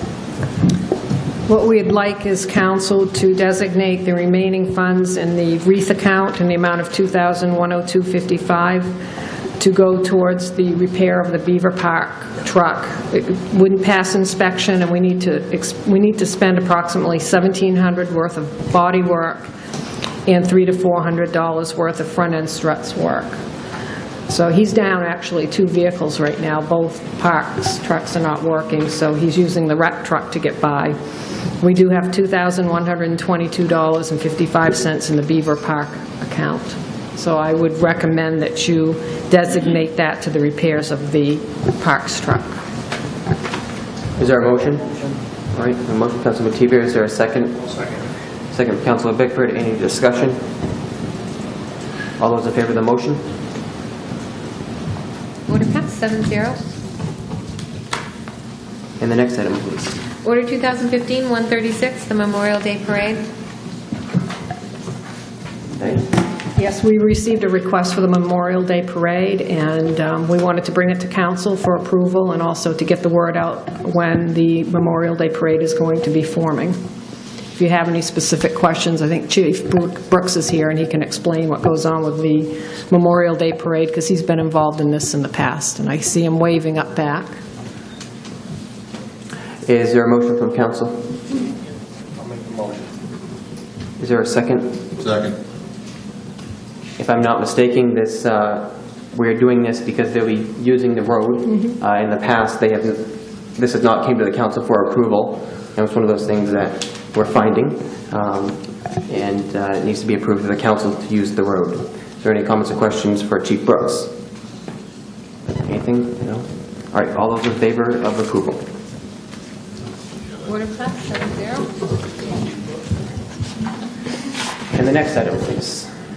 Under other business, town manager's report. I just have two things to report tonight. Tomorrow, we'll be breaking ground on the new Public Works Garage Addition, and we did receive word today that we did not get the CDBG grant funding. We came in second. So I think coming in second is going to put us in a good place for next year when we apply again. That's all I have.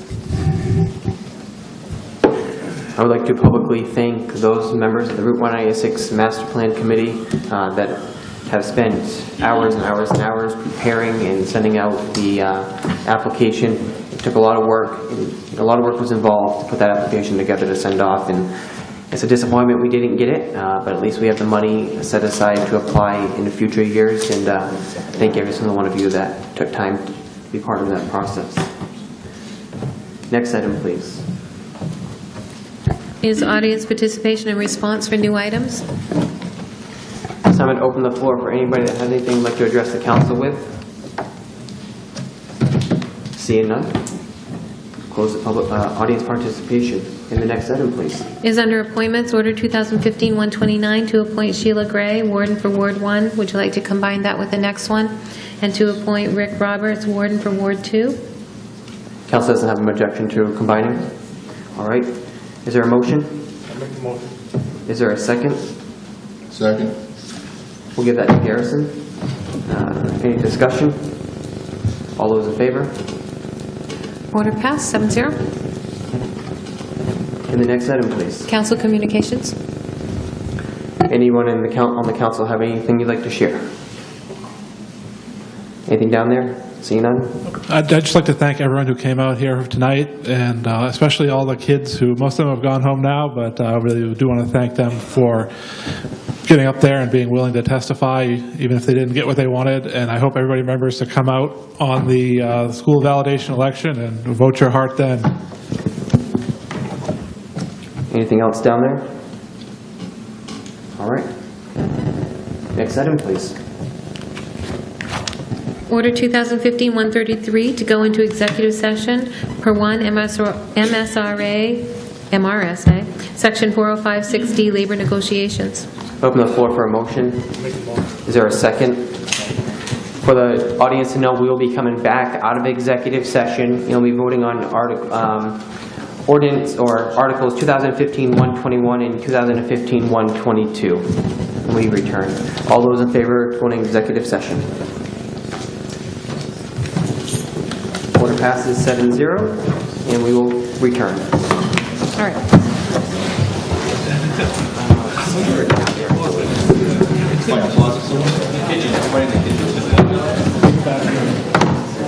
Everybody huddle in the back.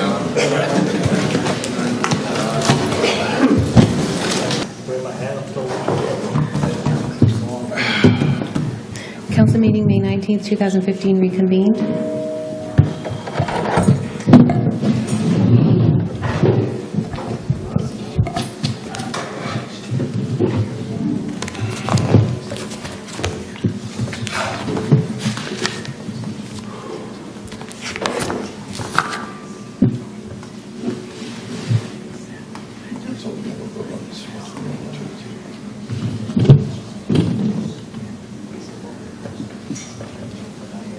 Yep.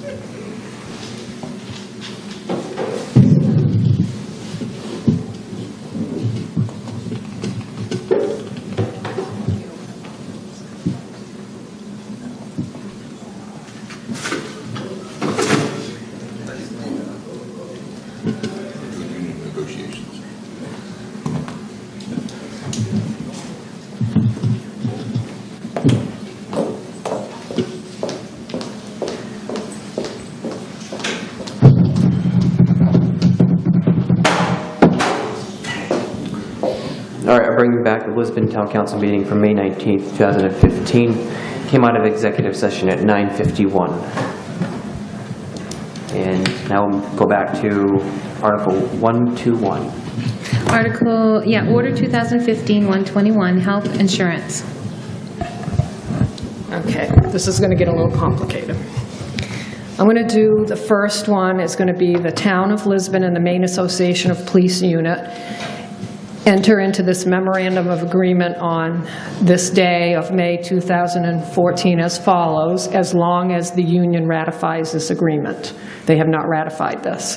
Effective July 1st, 2015, the town shall provide health insurance benefits under the Maine Municipal Employees Health Trust benefit plan at the POS 200 level. Employees may elect coverage at the PPO 500 level. Employees shall contribute 20% of the cost of the insurance premiums for either the POS 200 or the PPO 500 benefits level. To the extent that it is available under the plan, employees may elect to purchase up to the POSC level, with the employee to be solely responsible for any additional premium cost. For employees who elect either the POS 200 or the PPO 500 level plans, the town shall contribute the following amounts to a health reimbursement account effective July 1st, 2015.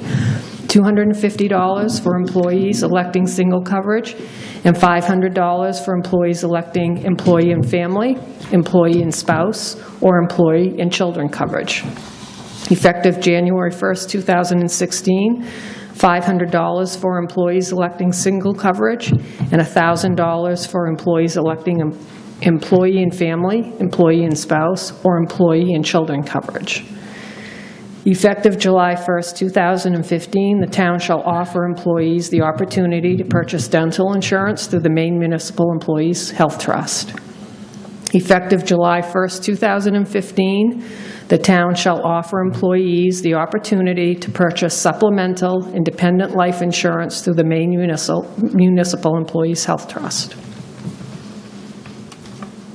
All right, and that's your recommendation for 121? Yep, pending a ratification by the union. Okay. That's 121 and 122, I believe.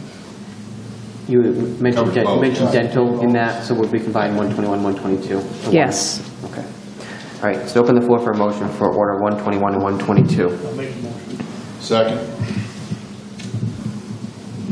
Any discussion? All those in favor of the motion? Order passed, 7-0. Oh, wait. 6. All those opposed? All those abstained? Yes, abstaining is important. Yeah. And just for the record, Councilor Brunel is an employee of the Water Department, so he has to abstain. And Okay, what I just read is going to apply to all non-union employees. The exact same thing that I just read for the police union. So I just need a motion to do that for the health and the dental and the supplemental independent life. it's because we did employee union before, and now they're That's non-union. now non-union, yes. I'll make a motion for the non-union. Second. Any discussion? All those in favor? 6 in favor, all those opposed, and those abstained. 601. Okay, and what I just read again will apply to the Public Works Union. Is there a motion? Make that motion. Is there a second? Any discussion? Who seconded it? Councilor Bedford. Any discussion? Seeing none. All those in favor? 6 in favor, all those opposed and abstained. And one final one is for the sergeants, the police sergeants union. Is there a motion? I'll make a motion. I'll second it. All right. Any discussion? All those in favor? Opposed, abstained. Is that completed? All right. And now we'll go back to number 13. Adjournment. Open the floor for a motion. Make a motion. Is there a second? Any discussion? All those in favor? Meeting adjourned. Thank you. Thank you.